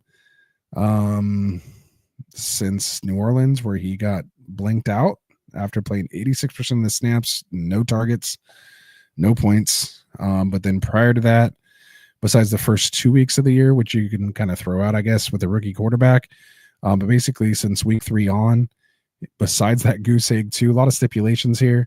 But besides the goose egg in week 7, since week 3, he's only had one single digit game, and a lot of them are like 15, 16, 17, 18, and then up to 30 points that he scored. So he's shown that ceiling. Again, gets Indy, nice matchup. Even with how well Shakir's playing, Josh Allen's going to run for some. Josh Allen will throw the ball to anybody else. He don't care. Whereas Bo Nix kind of targeting in on Sutton. He's the only one. So I'm going to go Sutton over Shakir, and I'm pretty sure my rankings will say the same thing. So so I have Sutton right here at wide receiver 10. I have him just ahead of just behind AJ Brown, but with all this AJ Brown talk, I might have to move him back a spot or two, but we'll see. But yeah, I have Evans at 8, etc. All right, so good stuff there. Hopefully that helped you out there. Neanderthal Derek's in the house saying PPR pick 2, Garrett Wilson, Higgins, or Shakir. I think I like Higgins and Shakir in this one. Just not feeling that Jets offense, right now. I think Higgins and Shakir. Shakir has a better chance to get 6 catches, which is kind of like scoring a touchdown. And I think Higgins definitely has upside with catches and touchdown upside. Whereas Garrett Wilson, you're just hoping for receptions. Maybe he'll score, a touchdown. Last good thing we've seen him do was that, OBJ-esque catch. What was it on Monday night? Long time ago now. But it was one of the best catches that we've seen all year. But he's been super quiet since. So week 15, going for your playoffs. If it were me, I'm going Higgins and Shakir. Smoky Cat, what's up, everyone? He's sitting in a bye week. He's hoping Bucky's good to go in 2 weeks. Same with me. I have Bucky on one of my week 1 bye week teams. And what's funny is I actually have Brees on this team as well, and Braylon Allen. I also have Demont. I had I had J.K. Dobbins. Demont's basically my RB1 right now. And it's between Brees. I've been kind of rotating between Brees, Bucky, and JK. So basically it was Demont, JK until JK went down. And then about that same time is when Bucky was good to go. So I'm right there with you, man. I hope he's ready to go. I actually don't mind if he sits this week and gets healthier for next week. So I'd like to see him healthy next week. And as Braylon Allen to drop, it's going to be close, man. I mean, obviously Isaiah Davis is kind of the big name because he scored the touchdown and had the goal line carries. I think he had 4 to Braylon Allen's 1 inside the 10, like in the green zone last week. Someone could check me on that, but it was something like that. Which is what's worrisome. And he was getting the passing game usage. So as far as a fantasy standpoint, he was getting those high value touches that we say, which are those receptions and the goal line work. So I had to drop Allen in 1 league. I'm not really a fan of it. I still kind of want to hold and see, what happens, at least until we hear if Brees is good to go or not. He is kind of trending in the opposite way. I haven't even got to the news and notes yet. We're at an hour and a half. But yeah, so, I want to see what happens with Brees first. I mean, it really depends on who you're going to pick up. So yeah, and especially if you're not playing for another week, he may be irrelevant by next week if Brees is back. So yeah, lots going to depend on it. So yeah, check back on Friday. I know you'll be here, Smokey, and we'll talk about it more with Phil. All right. So Jay Silva says, when you're playing your defense, what do you think is better? Great defense versus bad matchup, or bad defense versus a great matchup? Example: Bengals versus Titans, or Steelers versus Eagles. It's tough when you look at the extreme that way. I usually just don't like playing bad defenses because it really doesn't matter. Because offenses can still, put up points like they're still professionals. If the defense is terrible and they can't tackle, like if they just can't tackle like the Bengals can't do, especially now without Logan Wilson, it's just so tough. Like you saw what Rico Dowdle did, and he's not a great running back, right? Like you've seen what,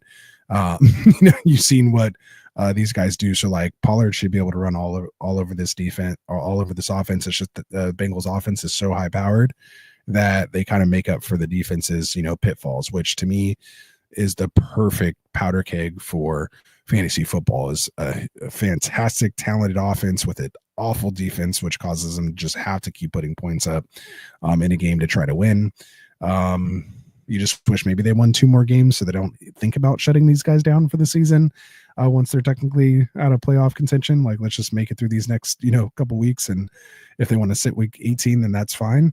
But yeah, so that's kind of where we're helping at. But to get back to answer your question, I know I went off on a little bit of a tangent there. I prefer to still play the better defense because those guys, like, again, you have JJ Watt, like he could potentially still get a sack. Like, especially like going against the Eagles, Jalen Hurts, he throws picks. And one of those could be a pick 6, depending on, where he throws it. Again, as a running quarterback, again, if they contain him, he will give up sacks. So again, just depends on what your defensive scoring settings are. If they're rewarding, those turnovers and, stuff like that, then yeah, it could work. So again, Will Levis could throw a pick 6 as well too. It's hard to tell, but I think I prefer a good defense in a fairly bad matchup versus a bad defense in a good or great matchup. So there we go.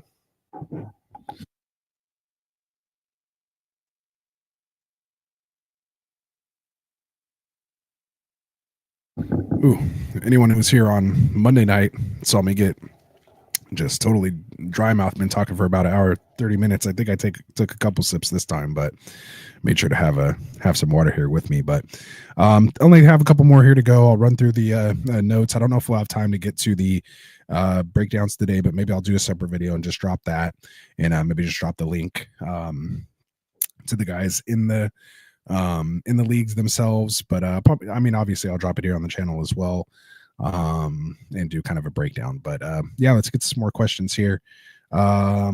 Wicked Pompano saying Rasta to go. Appreciate you, my guy. Appreciate you. Mega Brick says week 1 of playoffs, do you start Purdy or Goff? I have Purdy ahead in my rankings. I don't think you can go wrong really with either guy. But as far as my rankings here, we kind of talked about Purdy earlier in the show, but I literally have them back to back. So I have Purdy at 9 and Goff at 10. So, I like their matchups, playing against Josh Allen. So that should be a shootout in Buffalo.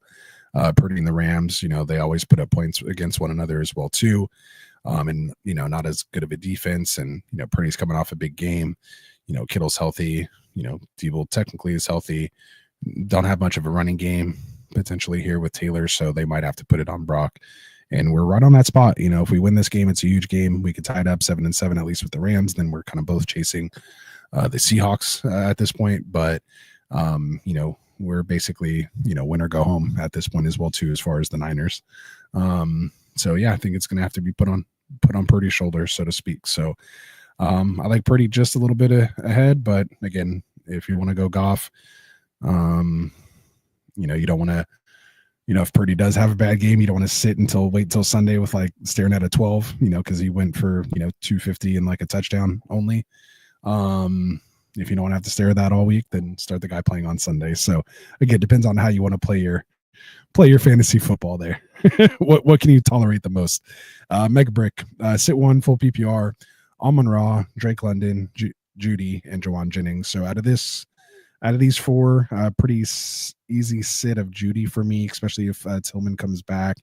Again, if Judy gets the McDuffie treatment there in Kansas City, they're just, the best defense, out of these guys. I like the other matchups better.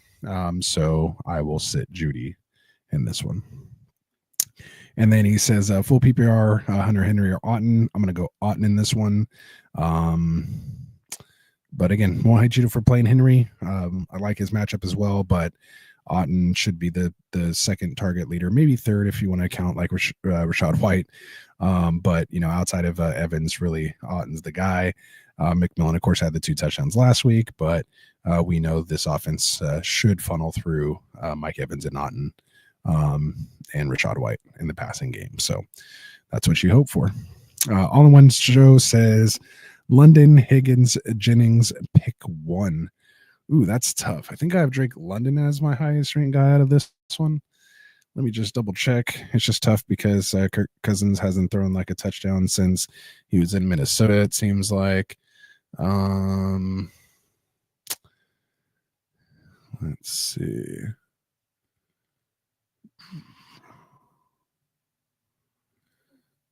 Yeah, so going up against Las Vegas, man, and we've seen Kirk cook when he's going up against just terrible defenses, which, Vegas.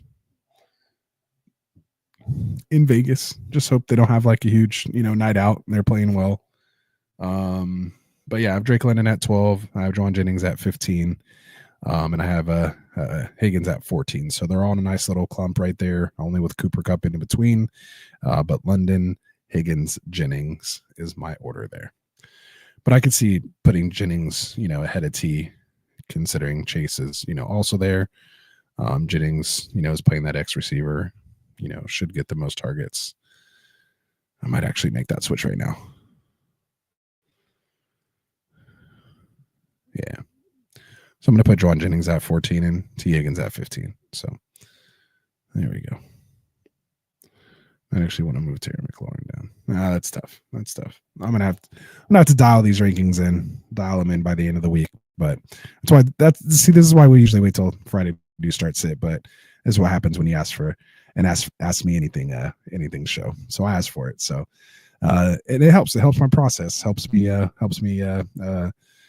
these rankings in order by getting your guys' questions and testing where I really would have these guys. So it's good stuff, man. I really appreciate it. Jay Silva says, thanks for the insight, brother. Good night, guys. Good luck this week. Absolutely good luck. Again, unless you're playing me. Mega Brick says, thanks, bro. And let's go Niners. Oh, appreciate that. Let's go. My guy. And I think this might be the last question here, at least for now. All in One Show says, would you start Connor over Higgins or Jennings? In full PPR, I still think I'm going to go with Jennings and or Higgins over Connor. In this one. So yeah, if Connor was catching passes like he was earlier in the year, maybe, but I just like the upside that these guys, could bring, and I'll give up some of the floor that Connor could provide for the potential ceiling. Cause again, it's win or go home. So, you got to score points. So, not time to play it safe, somewhat safe, but I think this is it's not like a crazy, ridiculous risk. You're not trying to play like Adam Thielen over Connor. That's not even like too crazy, but you know what I'm trying to say. So there we go. All right, so we're finally caught up in the chat. So good stuff there. Only about an hour and 40 minutes in. Let's talk news and notes. Let's go back to the post intro. So we hit the intro, we hit the chat, and stayed there for about an hour and a half there, which is good stuff, man. Like I said, this is what I'm here for. Love talking to you guys. This is how the show got built and started. So again, make sure you guys are hitting that like and subscribe button for me. That's the best way you can show us love. Tell people about our channel, have them come check it out, especially right now at the holiday times, man. You're about to go see family and friends and nieces and nephews. Just grab their phones and just go subscribe to Get Right Fantasy Network from their phone, their account. You don't even have to tell them. Just say, hey, can I borrow your phone real quick? I got to, mine's charging or something, and I got to show you guys this video. And just, oh yeah, Get Right Fantasy, boom, pop it in, hit subscribe, just be like, oh, I forgot what it was, and just hand them the phone back and you'll be good. I'll give anyone a free entry to the Listener League drawing that tells me they do that here over the holidays. So let me know. Subscribe tell me your YouTube, your normal YouTube handle that you type from. Leave a comment from say, hey, hijack so and so, this person's phone. This is all in one show, or this is Mega Brick, from my niece's phone or something like that, from their YouTube account. And then I'll know it's you, and I'll throw you in throw you on the list for the Listener League drawing for next season. So let's do that. That'll be fun. All right. I want to see those increases climb here over the holiday weekends, guys. Let's get those subs up. All right. So I think I just started clicking around like crazy there. Oh, yeah, that's right. All right. So anyway, let's get into we'll finish off here. We'll just get into some news and notes. Anyone who wants to stay around. And then maybe, just maybe, I will do a little bit of the previews here and just kind of read off the names who's at least getting in the playoffs here, week 15. And then we'll call it a night. So, oh man, and this whole time I never had our cool banner on. That's what happens when you're producing the show here yourself. Let's get this all adjusted properly. Boom, there we go. At least you guys had my full big old head the whole show. But there you go. Again, for anyone new, you guys can check out that at the bottom and just list our normal shows. We're basically live here for you guys. 7 days a week. We have content drop between us and our affiliate channels. The links are all in the description. And here's our show rundown. You can pause that, but the easiest way is just to sub and throw your notifications on. And when we go live, you'll be notified. And yeah, sometimes we have, multiple live streams a day. So I had one earlier with Phil doing our Dynasty show from the Extra Point. And he was on at 6. And then I came on not too long after. So bringing content for you guys here all off season. So again, make sure you guys are throwing the subs to theirs, guys, and we'll go from there. So yeah, Dim Boys is one of those league rundowns. So let me try to get to it. All right, so let's run through these. Let's run through the news and notes here. I think that's what I'm trying to find. Boom, the banner. All right, let's get through it. So I know it's late, and we've probably mentioned a lot of these here. So hopefully I won't spend too much time on it. Oops. Let me get back up to the show sheet. All right, so here we go. All right, so news topics. We've already talked Rams, Niners here, and we actually have 2 Monday night football games this week: Bears, Vikings, and Falcons at Raiders. So 2 Monday night games. So that'll really make things interesting for week 15. So Raiders coach Antonio Pierce said running back Alexander Madison, who's dealing with that ankle injury, he's going to assume he'll probably be active this week, but also said that Sincere McCormick is going to remain the running back 1 should Madison return. Said he's run his tail off. And then they've also placed Zamir White completely on the injured reserve list. So he's done. So it looks like Sincere McCormick's going to be the RB1. And then I assume Alexander Madison will probably be in that role he played with Zamir White. And McCormick's going to take the original White role unless they just give him the full bell cow role. As Madison continues to work his way back from the ankle. We did have the Giants announce that Tommy DeVito will be the Giants starter here this week after missing the last week dealing with that forearm injury, I think 2 weeks. And then Drew Lock is dealing with a heel injury, so his foot is like in a boot or something right now. So DeVito it will be. As far as other injuries, we all saw Joe Burrow, have that knee brace, that wrap kind of put on. After he got, that face mask that was uncalled. And so he was limited today with the knee, but he already said he's playing, so I shouldn't have anything to worry about there. But you'll continue to see that notification throughout the week. Saints quarterback Derek Carr, again, they haven't ruled him out. He's not only dealing with that hand injury, the broken hand, but also dealing with the concussion. So they're just kind of taking it day by day. But they also said week to week. So again, it's looking like it'll be Haener this week if Carr can't go. And then again, with the other weird quarterback news, originally thinking Aiden O'Connell's going to be done for the season with a serious knee injury. Comes back after testing. It's just a bone bruise in the knee. And chance he's going to play today. He did participate in walkthroughs today. And when Pierce was asked if O'Connell will start against the Falcons on Monday, said it just depends on how he looks this week. So sounds like he might be a go, and maybe it won't be Desmond Ridder, which will be better for Bowers and Myers. Definitely would move them up in my rankings.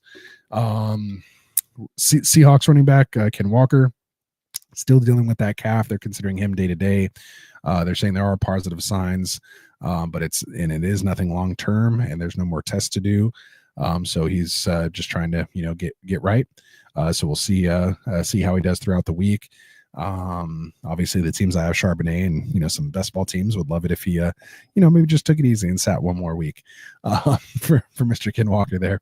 Packers running back Josh Jacobs, he's dealing with the calf strain. He did not practice today, but again, this is all Wednesday, so take everything here with a grain of salt. You did have Bucks running back Bucky Irving dealing with that back injury. He was a DNP today. Jets running back Breece Hall dealing with that knee also.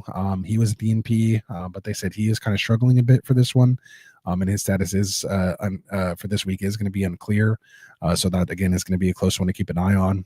So it's going to be a lot of questions, Braylon Allen or Isaiah Davis. So we'll just kind of see what happens here heading into the week.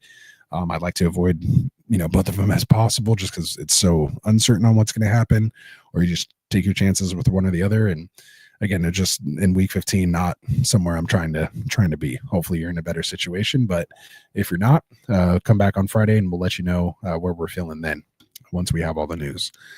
Saints running back Alvin Kamara missed today's practice. He's just dealing with an illness, so he should be fine and good to go. Cowboys wide receiver CeeDee Lamb dealing with that AC joint shoulder issue. He was limited today, which was a good sign that he just wasn't even a DNP. He was actually limited, so he should be going that way. Giants wide receiver Malik Neighbors dealing with that hip injury. He was limited today. Packers wide receiver Romeo Doubs. He's still in the concussion protocol, but he did practice in full after missing the last 2 weeks. So we'll see if he makes it back this week. We did have wide receiver Josh Downs for the Colts dealing with that shoulder injury still. I think he's missed the last 2 games, and they're coming off the bye. He was limited today, which was a good sign, but Michael Pittman Jr. Dealing with that back issue, he did practice in full. The big one, we've talked about it, during the chat, Chargers wide receiver Ladd McConkey dealing with knee and shoulder injuries. He was limited today, but he was also limited all week last week, and ultimately did not suit up as a game time decision. So again, we're just going to have to, keep an eye on it this week, hopefully better prepared. If we do see limited and not upgraded to full, but what we'd like to see is at least upgrade to full practice by Friday. That would bode well for his Sunday availability.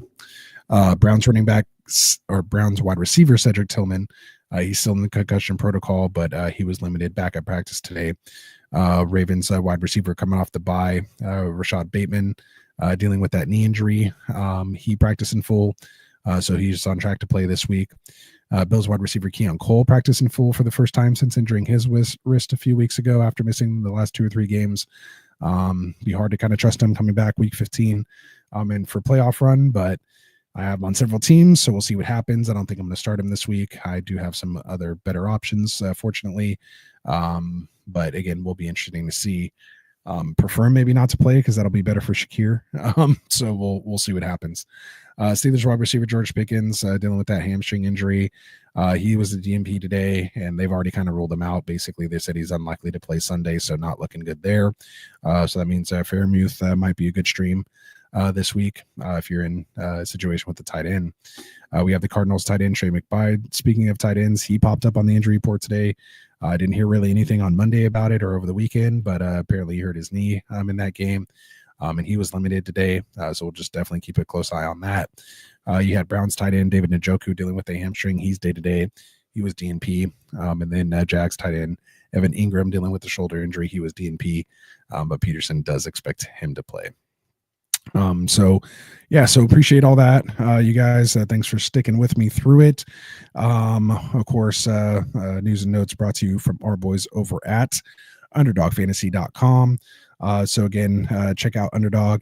Go check out their best ball. There's no waivers, no trades, no lineup setting. Just basically draft your team, set it and forget it, or check out it throughout the year like I do.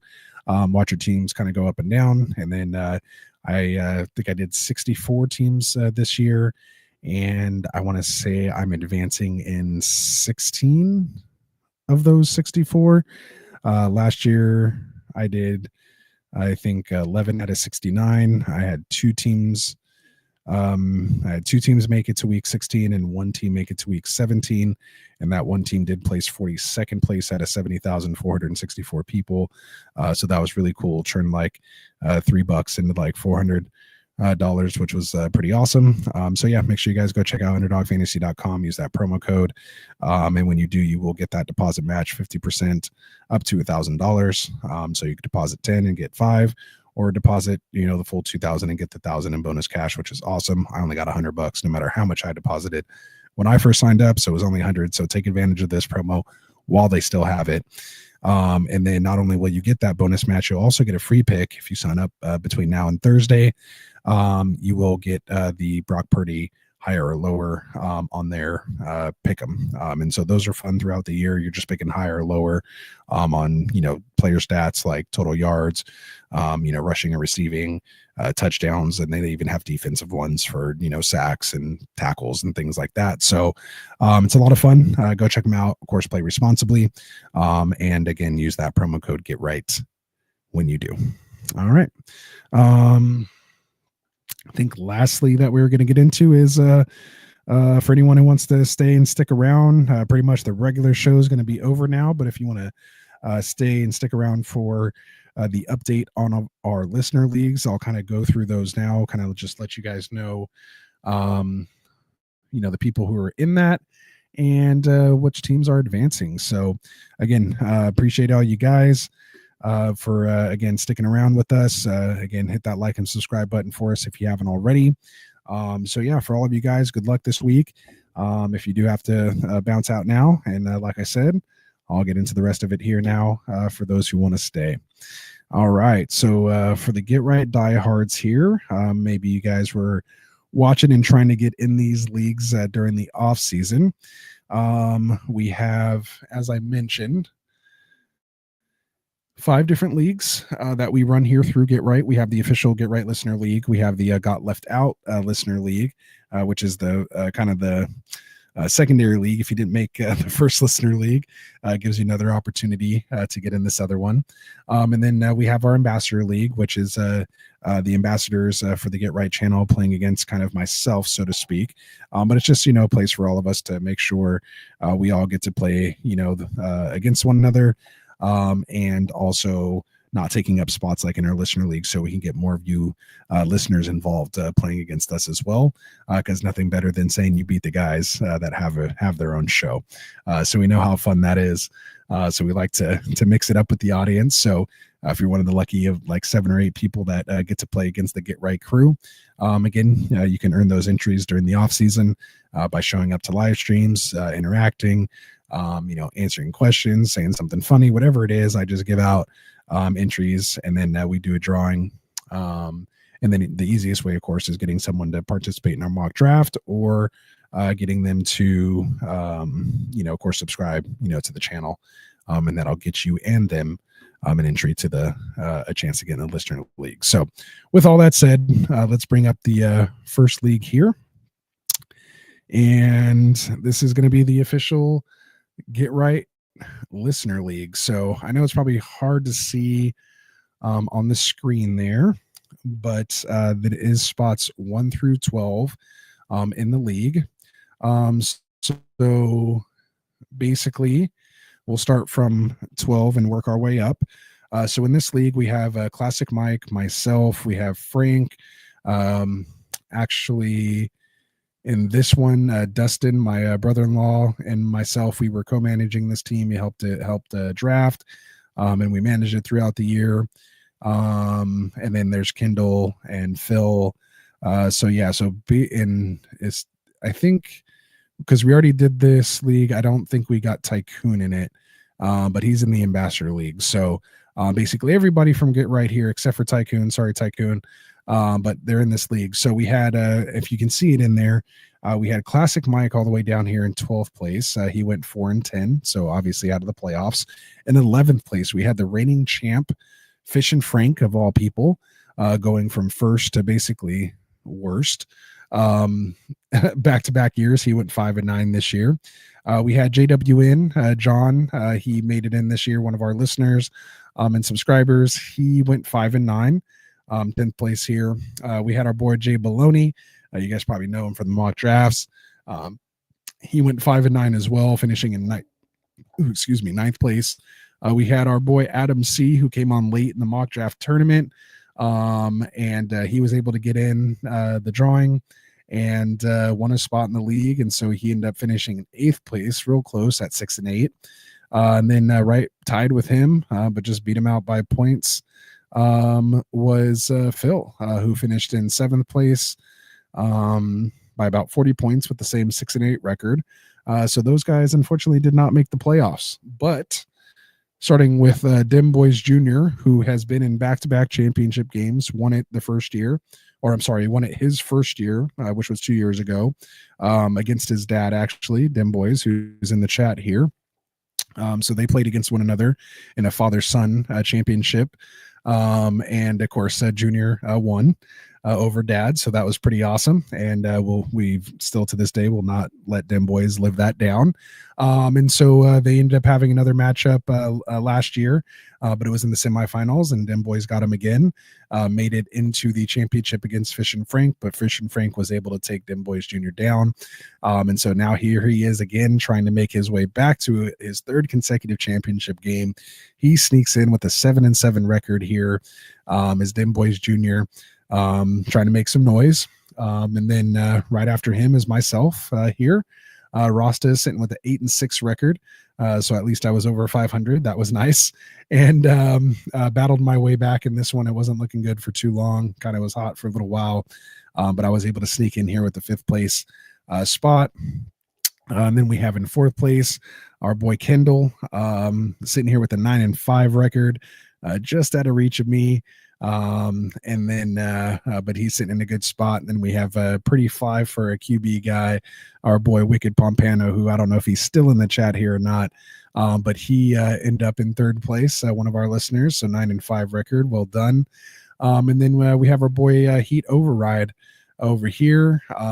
He was 10-4, man, so nice record. He actually lost to Breaking Ball here, who also went 10-4, got him by points in just the very last week. He Override was sitting in 1st place almost all year, and then I think just the last 2 games or so, he got a loss or didn't score a lot of points or something kind of happened there, and he fell into 2nd place right here after week 14. So those are your top 6. Breaking Ball at 1, Heat Override at 2, Wicked Pompano at 3, Kindle at 4, myself at 5, and Dustin, of course, co-managed team, and then Dim Boys Jr., again, trying to make his 3rd consecutive championship in the 6th spot. So we'll see how this continues to play out.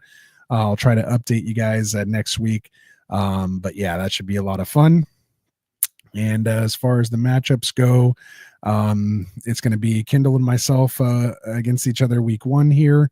In the the 3-5 matchup or 4-5 matchup. We have Wicked Pompano and Dim Boys Jr. in the the 3-6 matchup. So we have Breaking Ball and Heat Override awaiting our there we go. I think I have a new thing waiting our arrival. So the winner of Kindle and myself will play Breaking Ball, and the winner of Pompano and Dim Boys Jr. Will play Heat Override in round 2. So excited to see it happen, man. So congratulations to everyone, the listeners who made it in, and haha to Frank and Classic Mike for getting 11th and 12th in your own podcast league. So let's not have that happen, guys. We're all supposed to make the playoffs, guys. It should just be all of us in the playoffs. Come on now. Come on. We're going to lose viewers that way. Nah, just kidding. Good stuff, guys. Good stuff. All right. So, excuse me. The next one here we're going to get into is our Got Left fantasy leagues. So it's kind of like the overflow league, anyone who didn't make it. So in 6th place, or I'm sorry, in 6th, we'll start down at 12. So in 12th place in this one is our boy Dim Boys Jr., who was here in the chat. So he got a bad end of the stick here, went 3-11 in 12th place. We had our guy Dorte 5656. He was in 11th place at 5-9. Then you got your boy here, Rasta. This is one of my 4 teams that did not make the playoffs. Your boy here ended up in 10th place after winning this thing just 2 years ago. I came in with a 6-8 record. and did not make the playoffs. Our boy Jeezy was right here, just barely ahead of me. We tied at 6-8 record. So he finished in ninth place. Our boy Jeezy got my boy Blastman 420 in here. He was went 7-7, got that 8th spot, still didn't make it in. Our guy Phase 300. Haven't seen him in the chat in a little bit, but hopefully he is just watching after hours or when we're not live. He went 7-7 in 7th place, and then starting with 6th place here. We actually had 4 teams in this league go 7-7, so it was a real competitive league, man. It was real close all year. So yeah, 4 teams battling for that 5 and 6 spot. They all end up 7-7, and it comes down to points. So Phase and Diesel were at 1733, 1741. Brocal was at 1790, and Neanderthal here in 5th place at 1876. So they had them, pretty well by points there in 5 and 6, but yeah, close on the record. You have Nick Rock 21 coming back at 8 and 6, sitting in that 4 spot. You got Gotcha 420 in here, racking up that 3rd spot at 8 and 6. And then you got Unogas, my guy over here at 9 and 5. It's in 2nd place.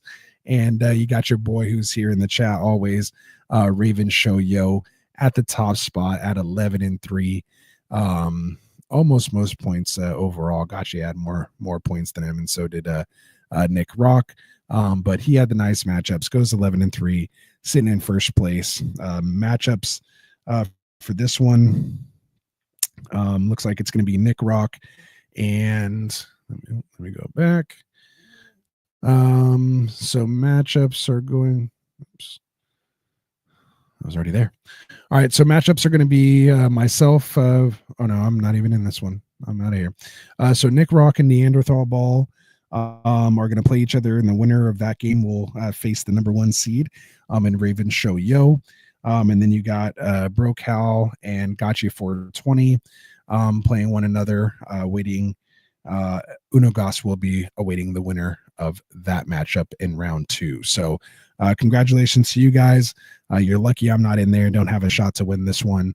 But I will be coming back with a vengeance next year. I don't like not making the playoffs in teams. So, or in leagues. I got to make the playoffs, man. So, all right. So good stuff there. We'll get into the next listener league here. And that's going to be our ambassador league. So again, big shout out to my ambassadors, man. Thank you guys all so much. From the new additions, Kendall and Phil, of course, Cody, Magoats, and Jack with the Sweet Life Pod, and then of course like our listener ambassadors, Wilson, who helps us with the intro and is the one who got us our intro music, and stuff like that. Gets us some amazing guests that you guys have seen us have here in the off season. So again, can't thank him enough for his time and dedication that he puts in to get right. It's really awesome for him to do. And, of course, everyone else, Brocal and, just everyone in this league, man. Tycoon's in here, of course. Just everyone, our original horsemen, and Knees in here. We got Flag RJ, who was just getting people into our mock draft tournament. So he was getting people in there. Our boy Pillsbury Throwboy from up in Canada helps with our mock draft tournament as well. Runs them and gets people to join. So again, just a ton of support here. So I can't thank you guys enough. Rafi, of course, our guy Rafi, you guys know him from being in the chat. So just a great group of guys in here. And again, all to help, my dream of having a podcast here, man, to have these guys help put that together. I couldn't be more thankful. So with that said, now that I've said all the good, let's rip on some guys, because we have our boy Nee, who is 3-time reigning champ in our Get Right Dynasty League. He, which I'm not going to cover here tonight, but he went 0-14 in this league. So not sure what happened. Maybe he forgot that he was playing. It's kind of hard to go 0-14. Usually you just kind of can find a win somewhere. But I have to go back and check and see exactly what happened. But, sometimes you just get some injuries, things happen. And it is what it is. So 0-14 for my guy. Then you got Rafi Bomb again, just like Frank, going from first to basically last, 11th in the listener league, or I'm sorry, in the in the listener league. We had Rafi go from first to oh no, did he win this one last year? Oh no, Pills I think won it last year. I don't know who won it last year. But either way, maybe that's the Tournament of Champions, Rafi. We'll talk about that later. But yeah, so Rafi's here at 11, going 4-10. We had Pillsbury Bear Throw Boy in 10th place, going 5-9. You had Phil Ruskin in here going 6-8 in 9th place. Had our boy Tycoon in 8th place here at 6-8. And you have Kindle here in 7th place at 6-8. So Kindle, Tycoon, and Phil, all the same record, all 6-8, and separated by a total of 40 points. But Tycoon and Phil were separated by about 5 points. So tough draws there. But at 8-6, our boy Dim Boys was able to sneak in here into the playoffs. So congratulations, Dim Boys, for the 6th spot. Have our boy Flag RJ here going 9-5.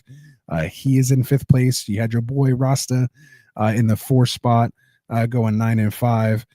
You had Wilson 9-5 also. So the 3 of us all going 9-5, but he got us in points there. So good job, Wilson, for that 3 spot. And then you have, of course, the Magoat has to be up at the top. So he went 10-4, sitting in 2nd spot. And then you had the Light of Genesis. Our boy broke out with that 12-2 record. So sitting atop the Ambassador League. Well done, Bro Cal, from the 3rd shift usually. So he'll probably watch this a little bit later. But congratulations on the Ambassador League, man. Again, appreciate you guys. And just so you know, I'm going to try to win this whole thing. So no pulling punches here.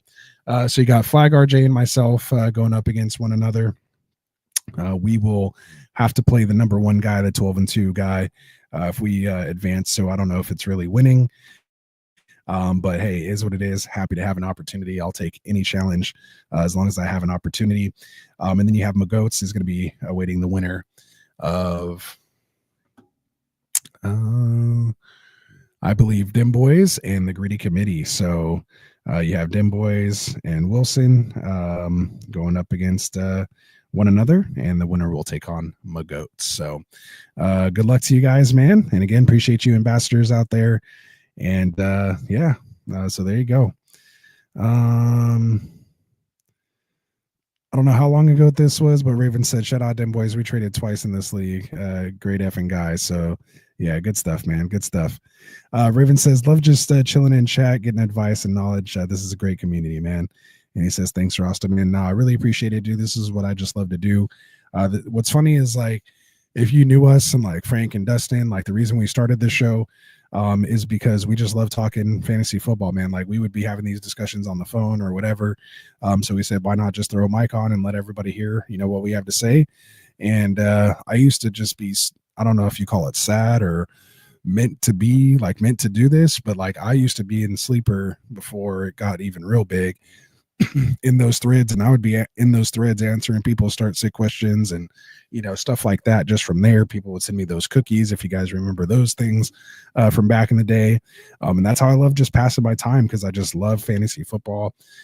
So finally it was just like, hey, let's just take this thing to the next level. And here we are 4 years later, and on our way to 2,000 subscribers. So again, just appreciate all you guys and everyone that's had an opportunity to make this happen. So again, couldn't do without you guys, and of course couldn't do without the Get Right crew. All right. So let's talk about the next one here. Now, this one's the Guillotine League. It's a little hard to kind of go through, and it's hard to see on this one. But just to let you guys know, on the Guillotine League, we do have 4 people left who will be playing over these next 3 weeks. Each team, lowest scoring team, will be eliminated. And that's how it's going to roll until week 17. There's just going to be one team left standing. And for those of you guys who don't know what a Guillotine League is, basically the lowest scoring team is out of the league. You're just out of the league in general. There is no head-to-head matchups. the points don't matter, or total points don't matter. Your weekly points are the only thing that matter. So in that week, if you are the lowest point, you don't need to score the highest points. You just can't score the lowest. I was out week 2, scored the lowest amount of points week 2. It was when Josh Allen had that like 5-point game or whatever it was after having like a 40-point game to start the season. I was out just like that. Takes one bad performance and you're done. And it's 18 people to start. So your teams aren't that great when they first start. But as teams start getting eliminated, we bid for players. Again, you can Google, what a guillotine league is, or watch on YouTube what a guillotine league is. But it was a lot of fun. A lot of people in this were playing for their first time. It was kind of like a beginner league. A couple of people have maybe played a couple times before, like myself. So it was just real fun for us to do. A lot of people really enjoyed it. It was a great group of guys. Even as people were getting eliminated, they were still commenting on, the bids and things like that. So it truly was a lot of fun. So again, just big shout out to, those guys there. And as far as the 4 teams remaining, one of those is Neanderthal Ball. He's kind of projected right now to score the most this week. So he's sitting in a good spot. If you were here earlier, he asked this question, like, who do I start at, Justin Jefferson, Jamar Chase. It's one of those kind of teams. And then we have our boy Thanos, who thought he was out like 3 or 4 times. He ended up like he ended up thinking he was out like 3 or 4 times. He just barely snuck out a win this week by 0.12 points over B Waller. Shout out to the Dynasty Pylon fellas. But yeah, man, he just nudged it out. And then the good part about it is it doesn't matter anymore. You just got to try again this week and just try not to score the lowest amount of points this week. And it doesn't matter what you did all the previous weeks. You get a new chance and start fresh and have a whole team of players to go. So yeah, it's 4 guys left. We have Aiden White 234 in here, and then we have Footsie Bally in here as well. So awesome. It's been a fun league. Like Neanderthal said, he's still here watching. It was good stuff. It was just really fun to do just something a little different. So I don't know if you guys are able to zoom in on that screen at all and see these guys' teams. But once you get down to 4 teams, literally it's just these 4 guys that have access to the entire roster, or like the entire player pool. So their starting teams and their bench is just loaded. And so you think it would be easier as it goes on because you just have better players. But actually it's harder because now you have to make these tough start-sit decisions where normally if you have Saquon, you're starting Saquon, right? Like if you have King Henry, you're starting King Henry. But you might have King Henry, Saquon, and who else do you have there? Neanderthal again. Like you have like 4 of the top like 6 ranked running backs this week. And so like how do you differentiate these guys and get the max points, or at least don't have the lowest points, and definitely don't start the guy that's going to get hurt. So it's nice to have a crystal ball in these leagues, but if you don't, you just play your guy, and it's fun to see how it shakes out. And it always comes down to Monday night, which has been awesome. So yeah, man. So congratulations to you 4. It's definitely a chore to get this far in a guillotine league. You guys have made it. You haven't scored the least amount of points, but Rasta the Reaper is coming for you. Only one of you will be left that I won't chop. So hopefully it's not you. But good stuff, guys. Good stuff. All right. So last but not least, and then I got to get out of here, man, over 2 hours on a Wednesday. We're going to talk about the Get Right Fantasy 2024 Tournament of Champions. So we were talking about the mock draft tournament earlier, which is, do I have it still? Yeah, there we go. So our mock draft tournament. So like I said, we run that tournament. You got your qualifying mock drafts that are run Monday through Thursday. If you place top 3, you advance to the Friday semifinal round for that week. And if you place top 3 there, you advance to the finale. If you lose, you just start again next week, and you get into a qualifier again, try to advance to the semifinal, and then try to make the final there. So you'll have kind of 4 chances to do that because we're going to do it for 4 straight weeks. And basically, we're going to take the top 3 drafters from every week and drop all them into one best ball draft, and they're going to draft it, and we're going to play that thing out. So we've done that now. We've played that league out, and this is where we stand. So As far as the league goes, we had the reigning champion, Mr. Rafi Baum, and this is where I was getting it mixed up earlier. He ended up went from first to worst. So he is the reigning champ, and then finished this year in 12th place at 2-12 here in the best ball league. So sure, some injuries and things played into it. But hey, it's the way the cookie crumbles sometimes, man. So it was a hard fall from the top, Rafi, but we know you'll be back in there next year, my guy. Because you watch the show a lot. A lot of these people, if they watch the show, they know how we like the players we like, and so that does help them advance in the tournament itself. So it definitely pays to watch our videos. In the 11th place, we had Adam C. Going 4-10. We had Nick Rock go 4-10 as well. We had Jay Bologna in 9th place here. He's 5-9. We had Jake the Snake 14-14. He ended up in 8th place with a 7-7 record. We had our boy Ravens Show Yo. He goes 7-7 in this one, just missing the playoffs in 7th place. So 7th place, so it's 7-7. You got all those sevens going for you, but it didn't work out for you there, Ravens. But we did have Breaking Ball, so he will advance in 6th place with an 8-6 record. We have Down in the Hole, who advanced with an 8-6 record. Then we have Lord of Fanta, who advanced with an 8-6 record in 4th place. So that's 6th, 5th, and 4th. Our 3rd place was Awesome Eckler. He ended with a 9-5 record. Then we had Vince Mapstone. He finished with an 11-3 record in 2nd place. And then the 1st place regular season finisher was JWN 71 with an 11-3 record, same as Vince. But he beats him out by basically 0.9 points or 04 points or something like that. So it's very, very close there at the top. But yeah, these guys will compete in a standard playoff format. Top 6 teams. The only difference is again, they're not making any trades, any waiver moves all year. And the system will set the best lineup, their max optimal lineup. And so we have Lord of Fanta playing Down in the Hole this week. And the winner will face JWN in the top bracket. And then we have Breaking Ball and Awesome Eckler facing off. And the winner of that will face Vince Mapstone in round 2. So again, we'll keep you guys updated on all these leagues heading into next week if you're interested. But yeah, man, other than that, I think we're going to call it a night there. I do have Eli the Reaper, though. I love the name Eli the Reaper because I'm Rasta the Reaper. So I think we're long lost brothers. He says, start Warren or McCormick if Waddle doesn't play. I didn't hear anything about Waddle not playing.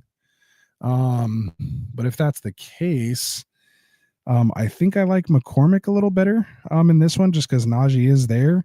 And McCormick, they came out and said he's going to be the RB1 there. I mean, Warren's been, putting up decent. He has some standalone value, more like a flex, but I think McCormick is going to land in that, low in RB2 range for me. If we, we already know he's starting heading into this week. So if Madison's out, I like him a little more. If Madison's in, I still think, he's going to get the bulk of the carries and hopefully if there is any goal line opportunities, the goal line work. That's also the only thing that worries me there. It is still the Raiders offense. So is what it is. But you have me interested in this Waddle situation now. Limited by hamstrings, practice.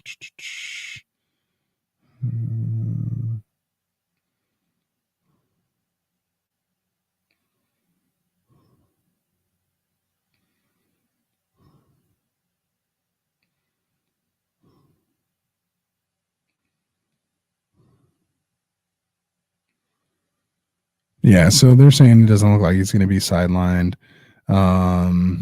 He played, 82% of the snaps last week. Still just kind of nursing that hamstring that he had. I don't think it's anything new. I think they're just kind of being more cautious. So, yeah, I think Waddle's good to go, and I'm definitely starting Waddle over the two of them. And then if not, it would be McCormick and then Warren. So yeah, good stuff. Appreciate it, Eli. Like I said, I'm Rasta the Reaper, man. So nice to meet you. I don't know if we've seen you on here before.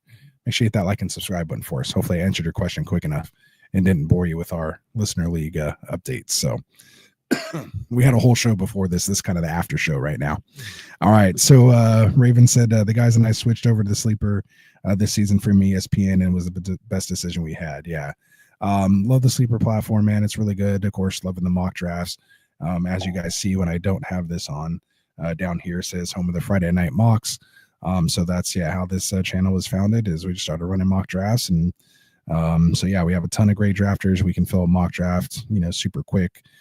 So if you guys ever want to, be doing mock drafts in the off season, make sure you guys stick with us, because that's what we'll be doing. Neanderthal said, it's insane fun. I think we got to that. Ravens was saying he was so close, man. He'll be better next season. So just draft a little better. You're a good manager. Just got to work on your draft. Just don't draft guys that get hurt, Ravens. It's just pretty easy. So it's pretty easy. And Neanderthal say, good night, bro. Thanks for the rundowns. Appreciate it, man. Of course, appreciate all you guys. Some of you guys are nuts sticking it out here with me for 2.5 hours. That's way too long for a stream. But again, I like to do it, man. Again, we're here for the viewers, for the listeners, for the subscribers. Hopefully we helped you guys. This is what we're here for. We'll be back here on Friday with our official start sit show of the week. So we'll by then have all of our rankings for the most part dialed in. We'll continue to dial them in during the show, but it'll be Phil and I here, and we'll go through half the game slate at 8 p.m. Pacific, and then that'll actually be part 2, because our co-parts Kendall and Classic Mike, they will be on at 6 p.m. doing part 1. They'll recap the Thursday game and do half the game slate. And then Phil and I will finish the other half. So man. So appreciate it. So close, man. Get better drafting. Exactly. So he said it's been a great W stream, man. So appreciate it. Hope you guys liked it. Again, tell your friends about us. Tell them to come hang out, join us, getting these mock drafts in the off season. Help us grow, man. We want to keep bringing you awesome content. And hopefully we're doing that for you. Let us know how we're doing. Again, those comments really help. Post show, whatever it is, saying something good, asking a question, either way, we'll be there for you. So we're going to call it a night. I appreciate all you guys. I'm gonna get the outro queued up here. Man. So from all of us here at Get Right, man, happy playoff week 15. Like I said, we'll be back here for Start Sit part 1 and 2 on Friday. From all of us here at Get Right, for Dustin, for Frank, enjoy yourself, Frank, over in Cancun. Ooh, I don't know if I was supposed to say that. Don't go barging down there on them, guys. So have fun on your vacation. Don't rewind that, guys. So have fun on your vacation. Again, Dustin, appreciate you. Classic Mike, all you do. Of course, Phil and Kendall, again, awesome year having you guys here. And then, of course, Tycoon, been a pleasure having him here as well this year. And of course, Jack and Cody, our new Saturday show. So again, appreciate all you guys. All of us say good luck unless you're playing us, as we always say. So we'll see you guys on Friday, man. Take care. Peace out. Fantasy is the play. Marking nothing, but I tune every Friday. Strategies provided.